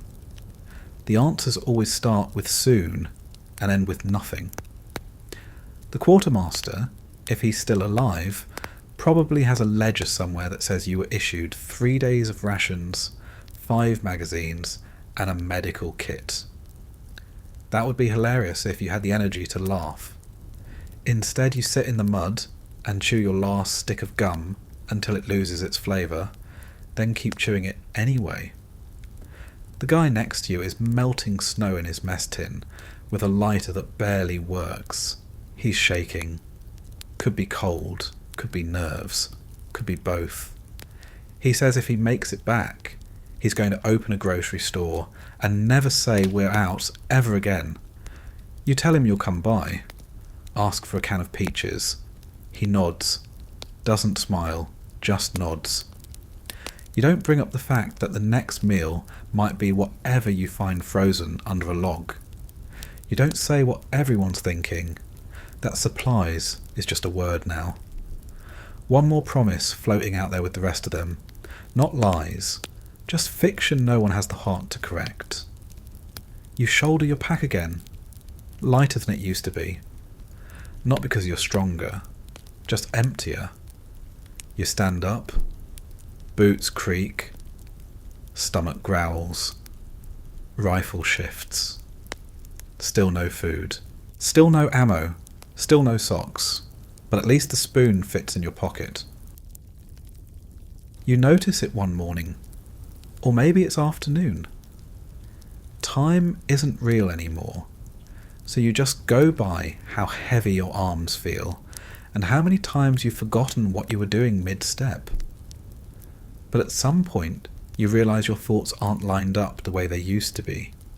They drift, bounce around. Sometimes you think about your rifle and end up thinking about pancakes. Sometimes you forget the rifle part completely. You haven't slept, not properly. You get a few minutes at a time, curled up in a hole you didn't dig deep enough, with your helmet pressed against your chest, and your chin tucked down, like that will stop your dreams from leaking out. When you do sleep, it's the kind that doesn't rest you, just flickers of noise and fire, and faces you don't recognise. You wake up unsure of where you are or whether you ever left. You talk to yourself more now, quietly, like you're trying not to let the forest hear.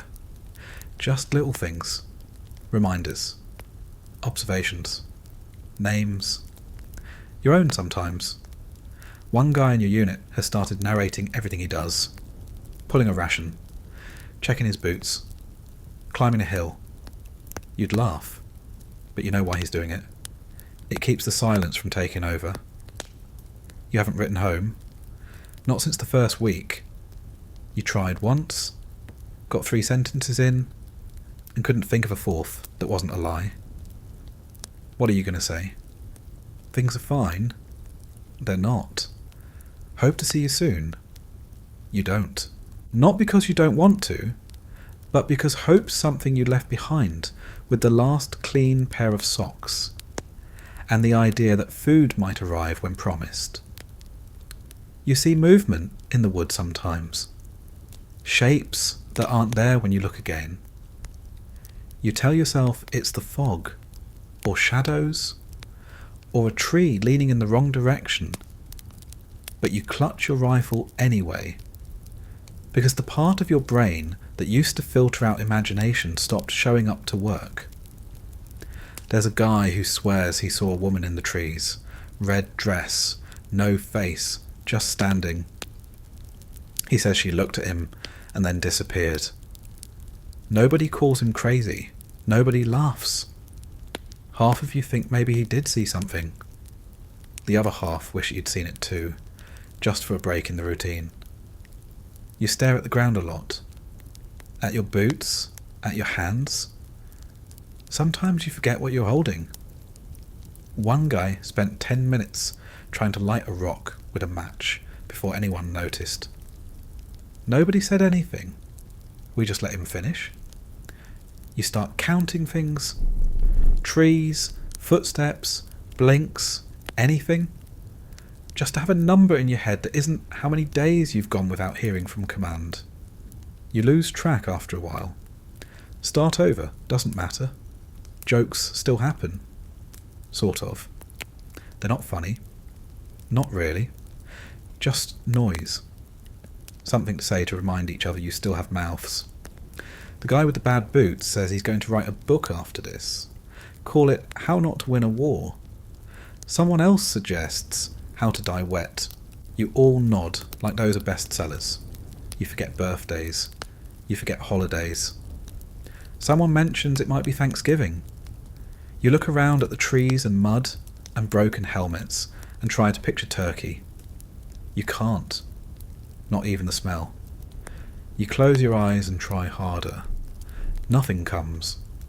Just smoke and that burning chemical tang that sticks to your teeth. You keep moving because that's the only thing that makes sense. When you stop, your thoughts catch up, and they're worse than the cold. You've stopped caring about noise discipline. A guy dropped his mess kit yesterday and just stared at it. Didn't even pick it up. Left it there.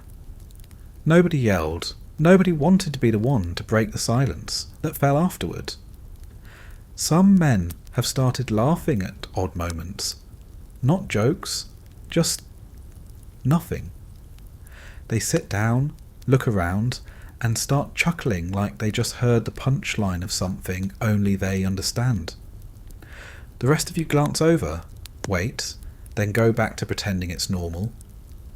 You flinch at nothing now. Sounds that don't exist. You feel the whine of a shell that never came. You duck before you realise there's nothing above you. You stop trying to explain it. That takes energy. Paranoia doesn't feel like paranoia here. It feels like planning. You stop trusting bushes. You stop trusting your own shadow. You once levelled your rifle at a tree that looked wrong. It wasn't a person, just a branch shaped like a coat. You lowered your rifle and didn't tell anyone. You've forgotten some names. Not all, just a few. The guy who sleeps next to you. You know his face, but not where he's from anymore. You remember he has a sister, or maybe a dog. You stop trying to sort it out. Someone whispers prayers now. Constantly. Not loud. Just under his breath, like a motor. He's not religious, or at least he wasn't, but now the repetition helps. Keep something ticking upstairs. You tried drawing once, just lines in the dirt with a stick. Nothing in particular, just patterns. It felt good. Until someone stepped on it. You didn't say anything. Just stared at the footprint until the wind covered it up. You think about stupid things now. What your house smells like. What your pillow felt like. The way socks feel when they're still warm from the laundry. You try to hold on to those thoughts. But they don't stay long. They slip away. Replaced by roots and snow and distant artillery. You know things aren't right, but you don't know how to fix them. There's no fixing them. There's just making it through one more hour. Then another. You talk less. Think more. Then stop thinking too. The guy next to you asks what day it is. You say it doesn't matter. He nods. Neither of you is wrong, either. The first officer you came in with is gone. You don't know when it happened. Might have been during the shelling 2 weeks back, or maybe when he walked off to get bearings and never returned. Nobody found a body. Just a pair of boots outside a blown-out foxhole and a helmet full of dirt. Someone said they saw him after that, up near the ridge. Someone else said he got pulled back to HQ. Then again, someone else swore he was dead. At this point, all 3 options feel equally plausible. So now you're following a new officer. Kind of. He's young. Shiny bars on his collar. Looks like he hasn't slept in a week, which is about standard. His voice is always half gone, and his hands shake when he pulls out his map. The first thing he did when he took over was lose the radio. He set it down to take a leak and forgot where. By the time anyone noticed, the fog had swallowed it whole. It was 2 days before you had a working set again. Not that it made much difference. Command silence speaks louder than any static ever could. This new lieutenant tries to give orders, but mostly he just repeats whatever vague objectives come down from people further up the food chain. Secure the ridge. Hold position. Advance cautiously. None of those phrases mean anything when you're knee-deep in freezing sludge, with a squad that's down to 9 men and a roll of wire for marking mines. He pulls out his compass, squints at it, turns in a circle, and points to a hill that looks exactly like the last 5 hills you climbed. That way, he says. Nobody moves. One of the guys spits into the snow, then starts walking, opposite the direction he pointed. The rest follow. The lieutenant doesn't argue. When he does try to act like he's in charge, it doesn't stick. Last week, he tried to organise a patrol. A standard sweep down through the trees, cover a half-mile, report back. He drew a diagram in the dirt, used a stick. Halfway through the explanation, a shell landed nearby and blew the entire plane off the map, literally. Dirt, stick, everything gone. After that he just said, "Figure it out," and nobody blamed him. The sergeants are better. Not because they're smarter, just because they've stopped pretending this is winnable in any organised way. They speak in gestures, nods, short words. They don't lecture, they don't brief. They just hand you a task and move on. Dig here. Watch that tree line. Cover left. You nod. You do it. No debates. No strategy sessions. One of them, Sergeant Kelly, has been around so long nobody remembers when he showed up. He's got one functioning eye and a limp, but he knows where the tree lines are thinnest and which stumps have shrapnel embedded in them. He doesn't raise his voice. Doesn't need to. When he points, you go. If he ever disappears, the whole squad will probably just sit down and wait for someone to dig them out come spring. At this point, leadership means not getting people killed.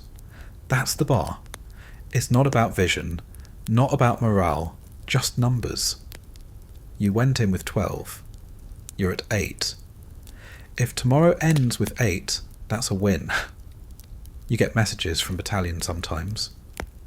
Usually delivered by some terrified private who's clearly been walking through the woods for 12 hours alone.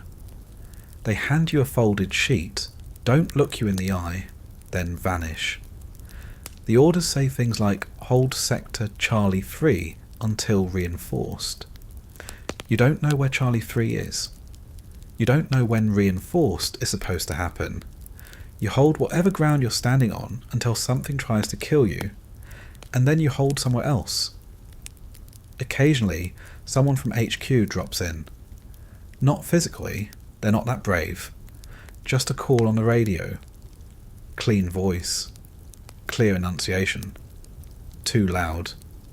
Like they're speaking from an office chair with a fresh cup of coffee and a clipboard full of theoretical logistics. They ask about morale, about progress. You tell them you're maintaining position and making contact with the enemy sporadically. It's the truth, kind of. The worst are the temporary leaders, the ones who pop up when no one else is left. The guy with the cleanest jacket becomes the one issuing directions. You can always tell when it's going to go badly. He pulls out a map with too much confidence. He says things like, "We'll flank them from the east," even though east hasn't meant anything since you lost the sun 3 days ago. You follow, because not following is worse. But you don't expect to come back dry, or come back at all. Some try to be inspirational, talk about duty, country, liberty. That lasts until the next artillery burst sends half the squad into the mud again. Nobody wants speeches. They want someone who knows when to duck and when not to walk across the clearing with the weird patch of melted snow. The Germans, on the other hand, seem to know what they're doing. You never see them. Just feel them. Hear them. A machine gun nest that's been perfectly placed. Mortars zeroed in. Barbed wire where it needs to be. You get the sense that someone, somewhere, is running their show with a full map and working shoes. You wonder what it's like to be led by someone with a plan that survives first contact with the cold. Someone says the battalion commander visited the front line once, stepped out of a jeep, looked around, got back in. That was enough for him. He's probably writing reports right now that say situation stable and troops engaged with confidence. You imagine punching him in the nose. Not hard, just enough to make a point. The real leaders are the guys sharing cigarettes. The ones checking your boots for rot. The ones who don't ask if you're okay because they already know the answer and hand you a bite of food instead. Nobody wears rank like that, but it shows. You look at your lieutenant again. He's trying to fold his map in the wind. It's not working. He gives up and shoves it into his coat. Then he says you're going to push forward at dawn. Dawn's in 4 hours. The ground's frozen. The snow's getting thicker. The enemy hasn't moved an inch, but sure. Push forward. You nod. Leadership. They promised planes. You remember that? First week in. Some lieutenant you don't see anymore stood in front of a soggy map and said the skies were ours. Fighters, bombers, spotters, the whole package. He said once air support opened up, the Germans wouldn't stand a chance. You believed him, because at the time you still thought plans mattered. Then the weather started, not just rain, that you could handle. It was the kind of weather that felt intentional, like the sky hated both sides equally and wanted to prove it. You haven't seen blue in days, or stars, just grey, heavy, low-hanging, like a ceiling about to collapse. Sometimes it snows, sometimes it rains, usually both, one right after the other, like the sky can't make up its mind. Visibility is garbage. You can't see more than 100 yards in any direction without squinting through mist and sleet. Even if the planes did show up, they'd probably bomb the wrong hill. Or worse, yours. So far, the only things flying overhead are artillery shells and the occasional crow dumb enough to stay in this forest. They said the weather would break last week. That clear skies were expected by Tuesday. Tuesday came, then Wednesday, then nothing. Same fog, same wind, same clumps of snow rolling off the trees in slow motion. You wait anyway. You look up whenever you hear something distant.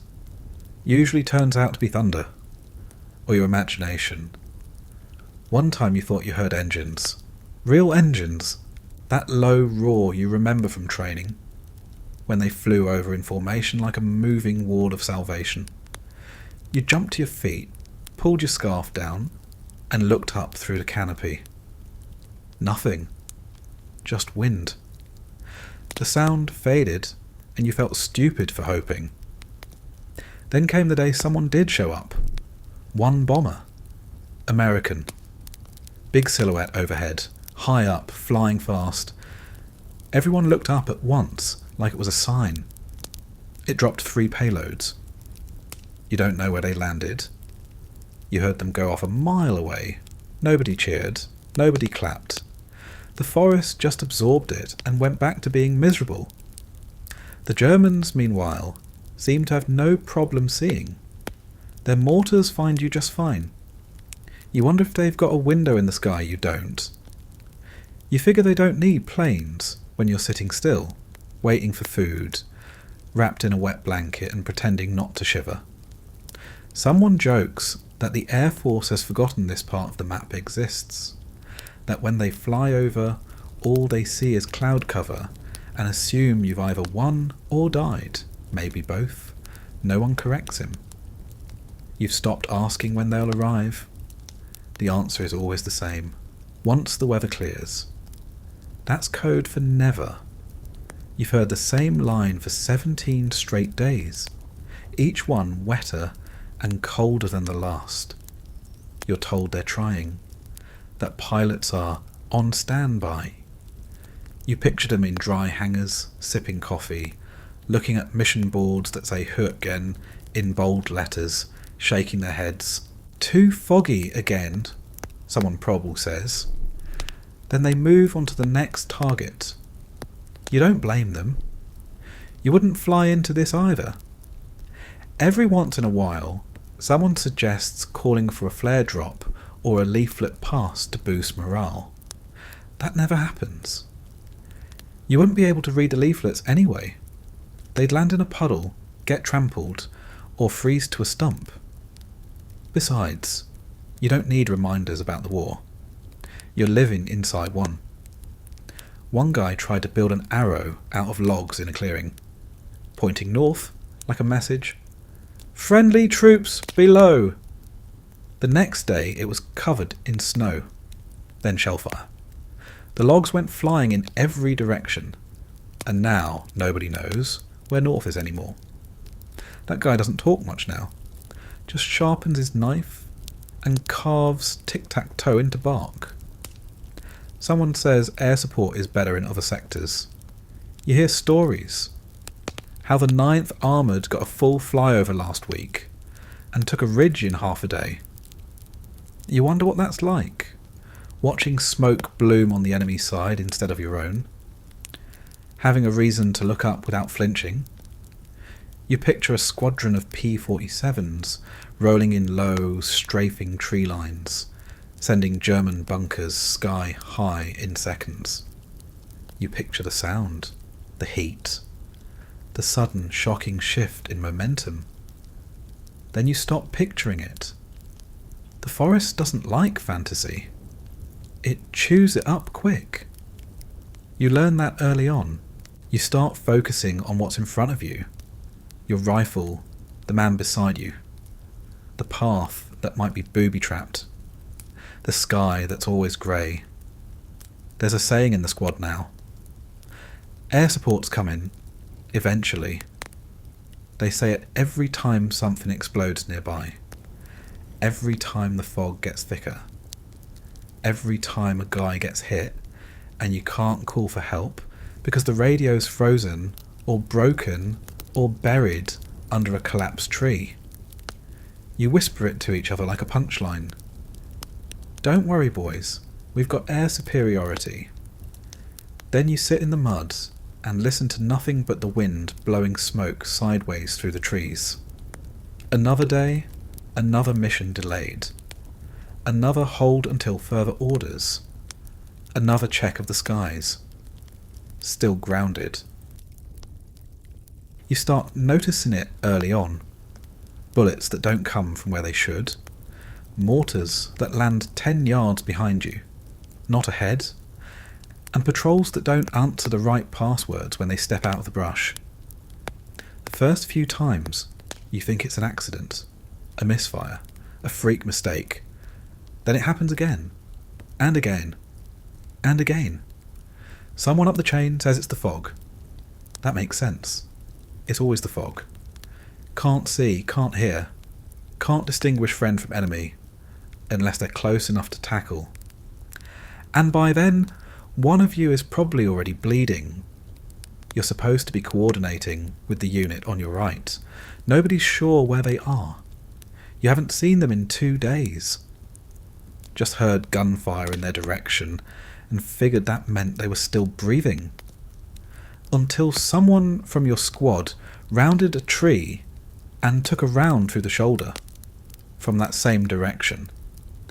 Turns out the other squad thought you were Germans.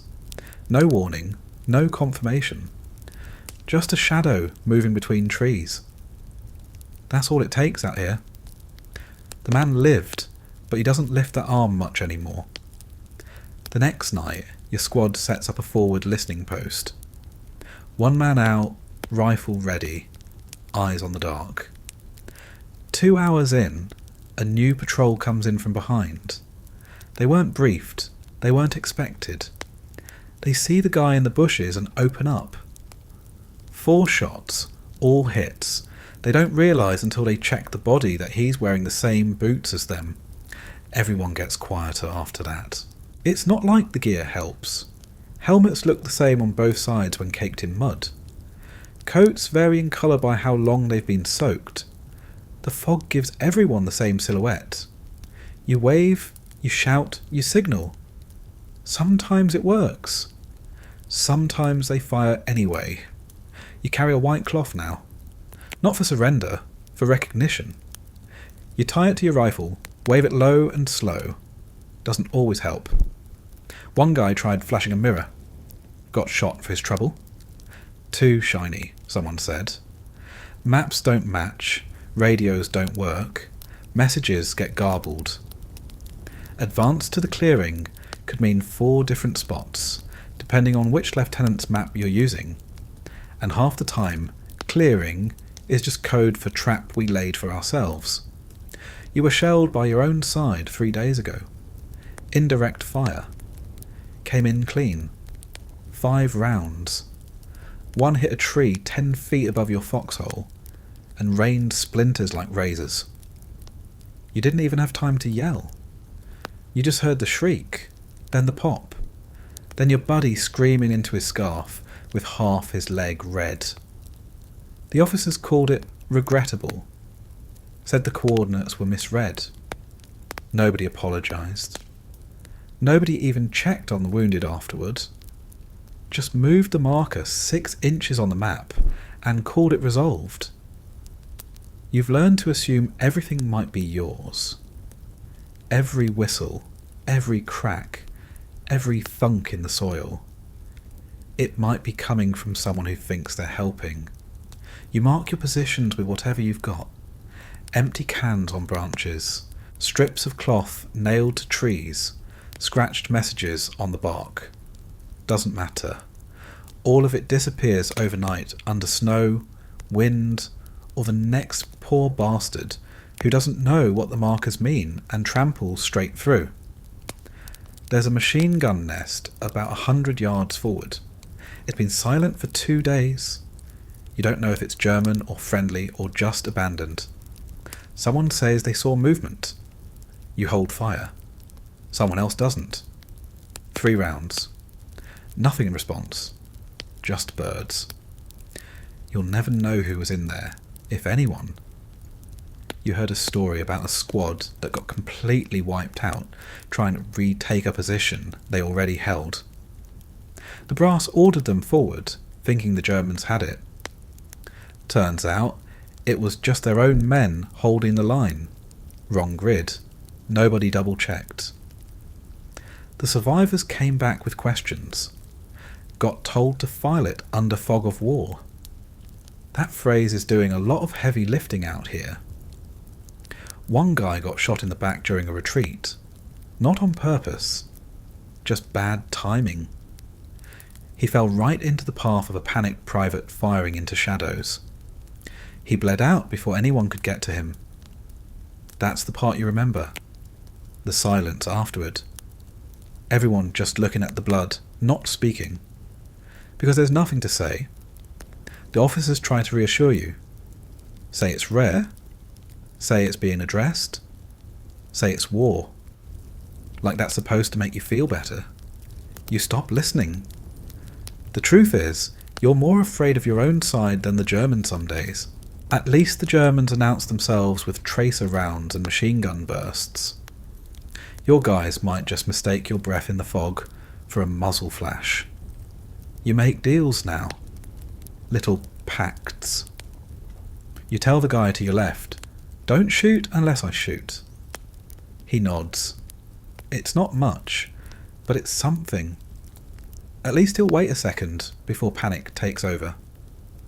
You double check your ID tags, make sure they're visible, then you tuck them back into your shirt. Doesn't matter. Nobody's checking dog tags during an ambush. You take fewer chances. You stay closer to trees. You move with your hand raised when approaching your own positions. You speak low, clear, every time you cross into another squad's sector. You don't count on them hearing you. There's no malice in it. Just confusion. Fear. The kind that turns everyone's finger into a tripwire. The man who shot your buddy last week still carries that guilt around. You see it in his face. You see it when he flinches at every sound. But he still mans his post. Because there's no break from this. No time to mourn. No time to explain. Out here, the bullets don't care what uniform you're wearing. They're impartial. And most of the time, so is the guy pulling the trigger. He doesn't scream right away. That's how you know it's bad. There's just a pop, like someone snapped a thick branch. And then a thud. The kind of thud that doesn't bounce. Everyone turns, slow, careful, like you're hoping it's not what it is. But it always is. He's lying on his side, helmet off, rifle a few feet away. His boot is twisted in a direction boots aren't meant to twist. His eyes are open, staring, but not at anyone. Not even blinking. Someone calls his name. Nothing. Someone else checks for a pulse, even though we all know it doesn't matter.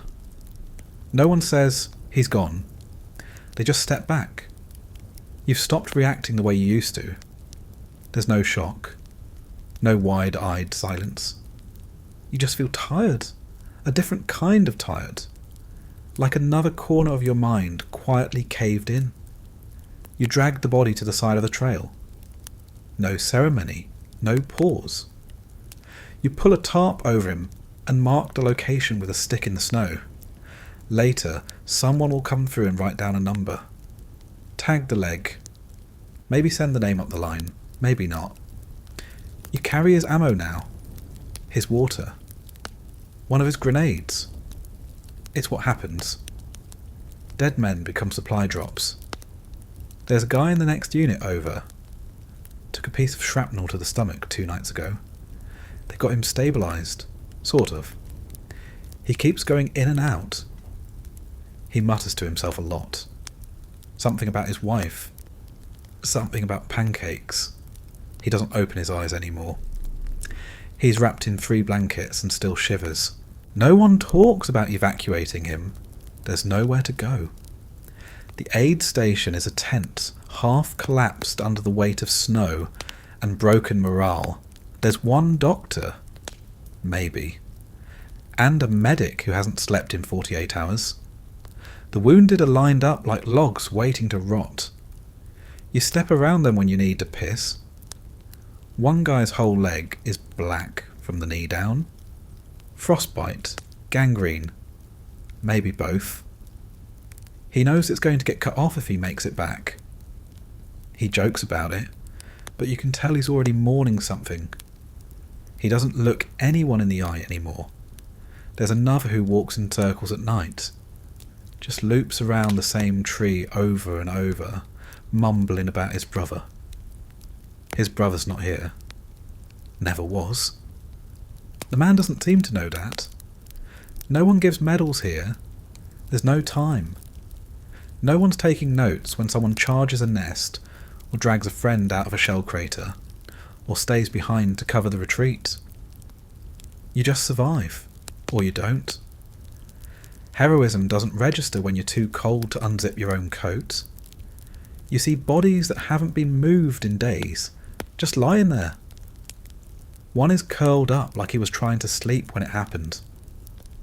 The snow covers him slowly, each day a little more, like the forest is reclaiming him bit by bit.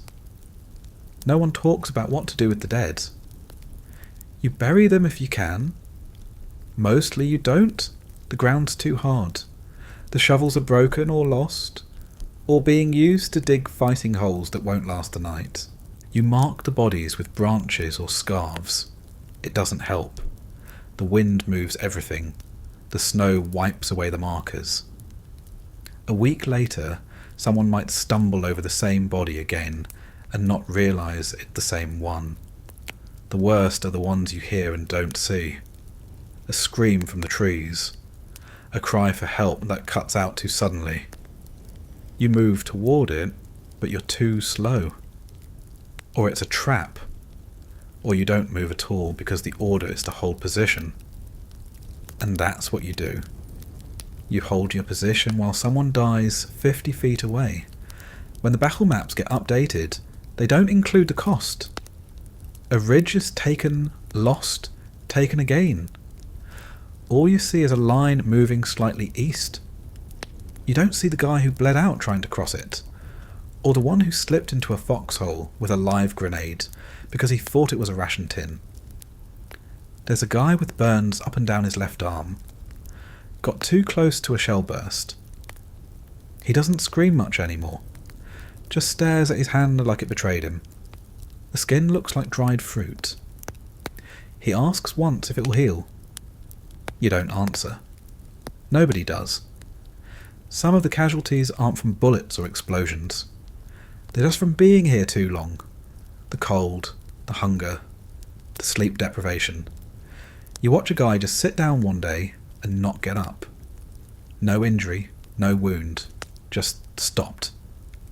They called it combat fatigue once. Now they don't bother naming it. You break, quietly, inwardly, then you disappear. Whether your body follows is just a technicality. Command still sends in replacements. Fresh faces. Nervous hands. They show up with clean rifles and big eyes. You tell them what to expect. They nod. They don't understand. Not yet. Give it a week. Give it a night. Some try to write letters for the dead. One guy kept a little notebook. Names, dates, final words. He stopped when his tent caught fire during a shelling and took the book with it. Now he just stares at the empty pages in his new one. Doesn't write. They don't show this part in the movies. The part where someone you liked gets turned into a name on a tag that might never make it back. The part where someone loses their hand to a misthrown grenade and the rest of you just look away because there's nothing left to do. No glory here. No speeches. No fade to black. Just a tarp, a stick, and silence. Then you pick up your pack and keep walking, because that's what's expected. Because that's what's left.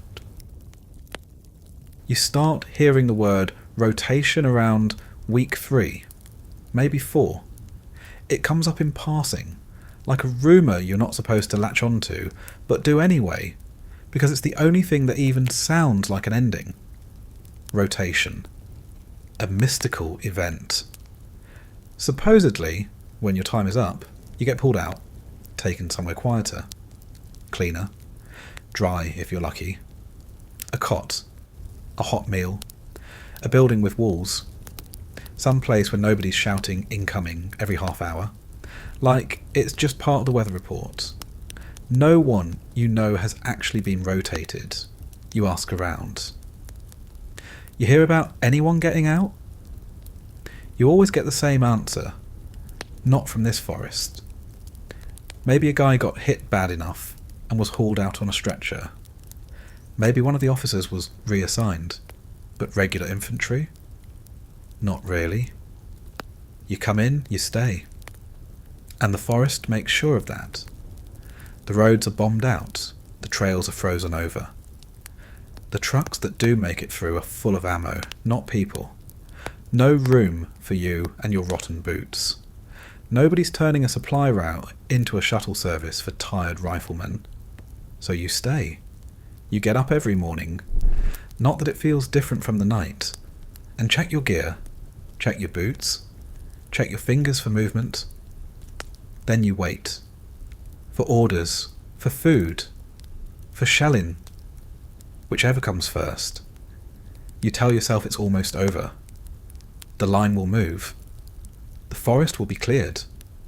The Germans will retreat. Then you'll walk out of here, and they'll slap you on the back and send you to a field hospital for a week of warm sheets and silence. But the line doesn't move. Not really. It shifts a few hundred yards, then shifts back. You take a hill, lose it, take it again. You push forward and realise you're in the same trench someone else dug a month ago. The same trees, the same stumps, the same corpses half buried under the same snow. You stop asking when you're rotating out. The question makes people flinch, or laugh, or stare. You overhear a captain on the radio listing names for extraction. The line goes dead halfway through. Nobody follows up. There's a guy in your unit who swears he's only got 2 days left. Says he was promised a transfer to a rear logistics post. You want to believe him. But then you notice he's been saying 2 days for the past 5. His voice gets less confident each time. Another guy got a letter saying his mother was sick. He was told he might get compassionate leave. That was 9 days ago. He still checks the horizon every morning. Still stays a little cleaner than the rest of you. Like he's trying to be ready. You don't say anything. You don't have the heart. You once saw a man with frostbite so bad they had to carry him out. His toes were black. His fingers weren't far behind. He gritted his teeth the whole way, not because of the pain, but because he knew deep down this was the only ticket out that actually worked. You think about that more than you'd admit. Some guys fake it, cough too hard, limp too long, try to shiver like it's worse than it is. Doesn't usually work. Medics have seen it all. They poke you with a stick, shine a light in your eyes and tell you to sit back down. You'll be fine. That's code for, we're not pulling you unless something falls off. The mail comes sometimes. Envelopes stamped 2 weeks ago. Letters that sound like they're written to different people. Happier people. People who still existed before the forest. A few guys read them out loud, like they're trying to remember what it was like to be human. Others tear them up without opening. You understand both. You remember what it felt like to plan for after. To say, when I get out. You don't say that anymore. You just say, if. Your boots are falling apart again. The ones you repaired with wire and tape. You've rotated the socks so many times they've merged into your feet. You think if you ever do get pulled out, they'll have to cut them off with a knife and a blowtorch. You hear aircraft one day, American, real ones, flying high. A few bombers, maybe a fighter escort. You watch them glide overhead, untouched by the filth below. You wonder if the pilots know what's down here. You wonder if they care. Some guys say you just need to hold until the next division arrives. They're always coming. Always next week. When they show up, they'll take over. You'll be moved to the rear. You'll eat something hot. Maybe even sit down without a weapon in your lap. Those guys never show. You talk about home sometimes. Quietly. Not like you're returning. Just like you're trying to remember if it was ever real. Someone mentions baseball. Another guy mentions a movie. You can't remember the last one you saw.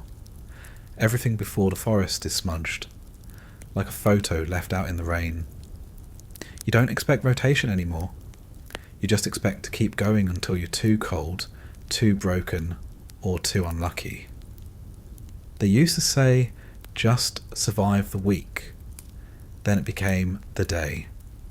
Now it's hour by hour, minute by minute. Just get through this shelling. Just cross this clearing. Just wake up with all your fingers still attached.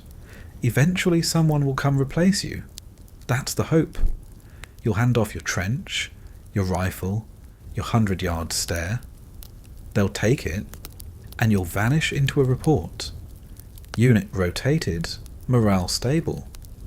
But that day isn't today. So you keep your head down, You watch the trees, and you wait, because there's no escape. Just maybe, someday, rotation. The ground slopes up ahead.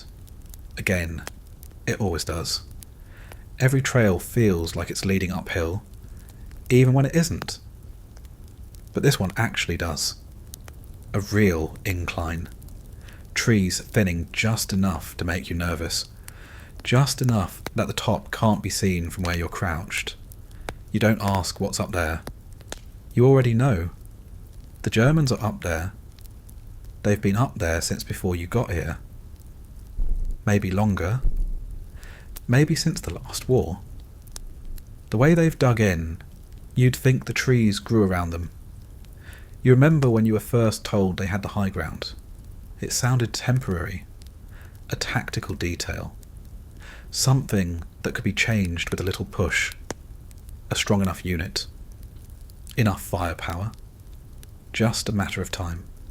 Now it feels permanent. Like a law of nature. Trees grow up. Rain falls down. Germans hold the ridge. They've had months to set up. Trenches. Machine gun nests. Observation posts tucked into roots and rocks and places you wouldn't think to look. Every approach is mapped. Every tree that could offer cover already has holes in it from the last guy who tried to stand behind it. And the mines. You forgot how many there were until you hit another patch yesterday. A frozen slope barely wide enough for a single man. One guy stepped off the path, just a few inches. That was enough. His leg went one way, his rifle another. He was still alive when you got to him, which somehow made it worse. He kept asking if he could walk. Kept saying he couldn't feel anything. You didn't have an answer. Just pressure bandages and the smell of blood cooling in the snow. The mines aren't just in fields. They're in trails, under logs, inside abandoned dugouts. Some are rigged to tree branches, triggered by a tripwire stretched knee-high, where you'd never think to look.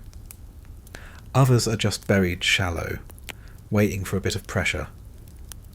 Sometimes they don't go off right away. One guy walked half a mile, with a mine lodged under his boot. Didn't realise until he took a break, leaned against a tree, and tried to shift his weight. It clicked. We all froze. He didn't move for hours. Eventually the engineers dug around his foot, lifted it, slid a block under the pressure plate. He still doesn't walk right, but he walks. You ask yourself how many more are out there. There's no count, no map, just a lot.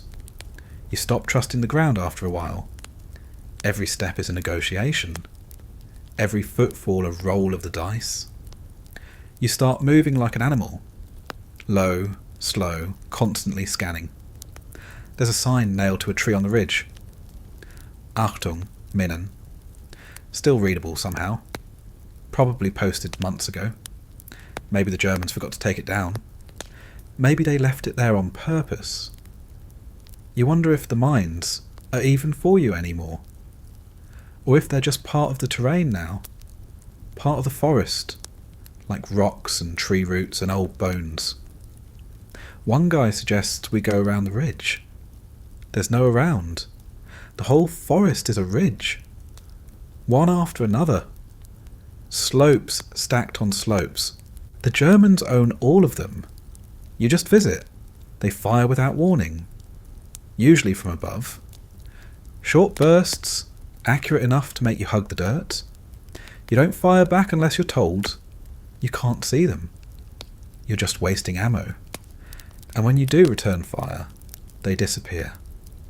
Like ghosts. Like the trees swallowed them. You think maybe they never left the trench at all? Just stuck a barrel through a hole in the snow, pulled the trigger, and melted back into the root system. You've been told air support might dislodge them. You don't even flinch when someone says that anymore. If planes could reach this place, they would have weeks ago. But the clouds cling to the hilltops like a curtain, and the trees grow so tight together you'd need a bomb for every square foot. Which, for the record, they tried. Some of the trees on the slope still lean at odd angles from blast waves that hit weeks back. But the Germans didn't leave. They just rebuilt. They always rebuild. You hear one of them sometimes, singing, just a few bars, somewhere up the ridge. It echoes in ways that make it hard to locate. It's not mocking, not cheerful, just routine. Like he's bored, comfortable. Like this hill is his living room and you're just trying to break in through the basement. You stop talking about taking the ridge. You just try to survive your next trip near it. You try not to trip. You try not to slide. You try not to stand too tall, too long, too loudly. They don't rush you. They don't need to. They let the terrain do the work. Let the weather wear you down. Let gravity carry your mistakes back down to the bottom. At night, you hear digging. Not from your side, from theirs. Still fortifying, still preparing, still adding layers to whatever underground network they've built into the slope.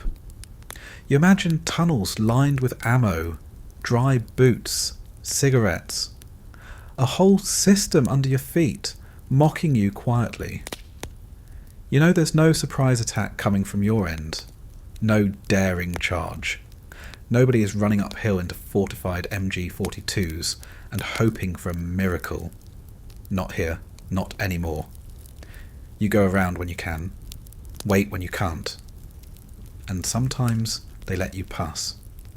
You think maybe they're bored, or maybe they know the mines will handle it. You keep moving anyway, because the only thing worse than staying at the bottom of the hill is going up it. You wake up and you don't know if it's morning. You don't care. Morning doesn't mean anything here. Neither does night. There's no sun to mark the difference, just varying degrees of grey. Sometimes darker, sometimes not. Either way, you're wet and cold and hungry, so it must be today. Or maybe yesterday again. It's always the same. You crawl out of the hole you slept in, if you slept. Maybe you just closed your eyes for 20 minutes and listened to someone cough into a scarf a few feet away. You stretch, feel the ache in your shoulders, your back, the strange stiffness in your knees, like someone packed your joints with gravel overnight. You grab your rifle. You check the chamber. You check your pockets. You do it even though you did it last night, or maybe the night before. Doesn't matter. You do it anyway. The same trees, the same dirt, the same gear half frozen to itself. Your breath fogs up in front of your face, like it's trying to escape before you can. You stand there for a second and pretend the forest is going to do something different today. It never does. Somebody says the word patrol. You're not surprised. There's always a patrol. It's either your turn or it's going to be soon. You move down the same trail you did last week, or 2 days ago, or earlier this morning. You think you see a footprint in the mud that looks familiar. Maybe it's yours. Maybe it's someone who isn't here anymore. You pass the same dead tree you passed yesterday, the one with the split trunk and the barbed wire wrapped around it like a cruel decoration. You don't look at it anymore. You just walk past. You already know how it looks from every angle. You hit a mortar. Somewhere distant. Doesn't matter where. Doesn't even make you flinch anymore. The only ones that matter are the ones you don't hear in time. You stop at the same checkpoint. Nobody asks for a password, because nobody can remember which version we're using today. You just nod. They nod. Everyone moves on. A guy's boiling snow in a tin over a fire that isn't supposed to be lit. You don't care. Neither does anyone else. You sit beside him. He offers you a sip. You take it. It burns your tongue and tastes like metal, but it's the warmest thing you've had in 3 days. Someone asks what day it is. No one answers. You write something in your notebook, just a few words, a name, a thought. Then you flip back a few pages and realise you've already written the same thing before. Almost the same wording, almost the same hand. You stare at it for a minute and then close the book. The lieutenant calls for a meeting. You form up. Same talk. Different words. Hold the line. Expect resistance. Be ready to move at nightfall. Nightfall already happened. Or maybe it hasn't yet. Either way, you nod and go back to your position. You find a new hole to sit in. It looks exactly like the last one. It even smells the same, like wet canvas, sulphur, and whatever's rotting under the snow. The wind kicks up. You adjust your scarf. It's stiff from yesterday's sweat. You used to care about smell. Not anymore. Someone mutters that they're going to lose their mind if they see the same tree again. You laugh. Then you realise you said the same thing a week ago, maybe 2. You pull out a ration, or what's left of one. You chew slowly. You don't taste it. You just move your jaw to stay awake. Then comes another order. Shift forward. You pack your things. You already know where you're going. Another position, 10 yards away. A better angle on nothing. You dig again. You fill sandbags. You slap a new label on the same problem. At some point, someone brings up home. Not in the romantic way. Just a memory. A street corner. A diner. A pet. Then someone else chimes in. And for 5 minutes, you're not here. You're somewhere warm, wearing socks that don't stick to your feet. Then the wind shifts, and you're back. You fall asleep with your helmet still on. You wake up because someone stepped near your head. You almost swing your rifle but catch yourself. It's your own guy. You nod. He nods. Neither of you says anything. You start walking again. Your boots squelch in the same puddles. You recognise a discarded spoon half buried in the mud. You saw it 2 days ago, still there. Still useless, like you. The radio cracks once, static, then silence. The trees groan. Or maybe that's your joints. Your feet are numb. Your fingers ache. You shift your rifle again, and then someone asks, "How long have we been here?" Nobody answers. Because nobody knows. Because it doesn't matter. The calendar in your head tore itself up weeks ago. You could be in November. You could be in February. The forest makes no promises, and the war doesn't care. Time isn't passing. It's just recycling. Same steps. Same cold. Same hole. Same sky. You tell yourself you'll remember this someday. That it'll make sense eventually. But right now, it's just mud again. It ends on a Tuesday. Or maybe a Friday. Nobody's keeping track anymore. Not even command. The order comes in quietly over the radio. A few words, short and clipped, like they're embarrassed to say them too loudly. Hürtgen secured. All sectors advancing. Hold for resupply. There's no cheering, no relief. Just silence and a lot of blinking. Someone asks, "That's it?" Nobody answers. Nobody wants to believe it, because it was never clear to begin with. You sit where you are, rifle across your lap, boots half submerged in mud that hasn't dried since the day you got here. You wait for someone to follow it up with a joke. With correction, enemy counter-attacking. With new orders coming. But none of that happens. Just, that's it.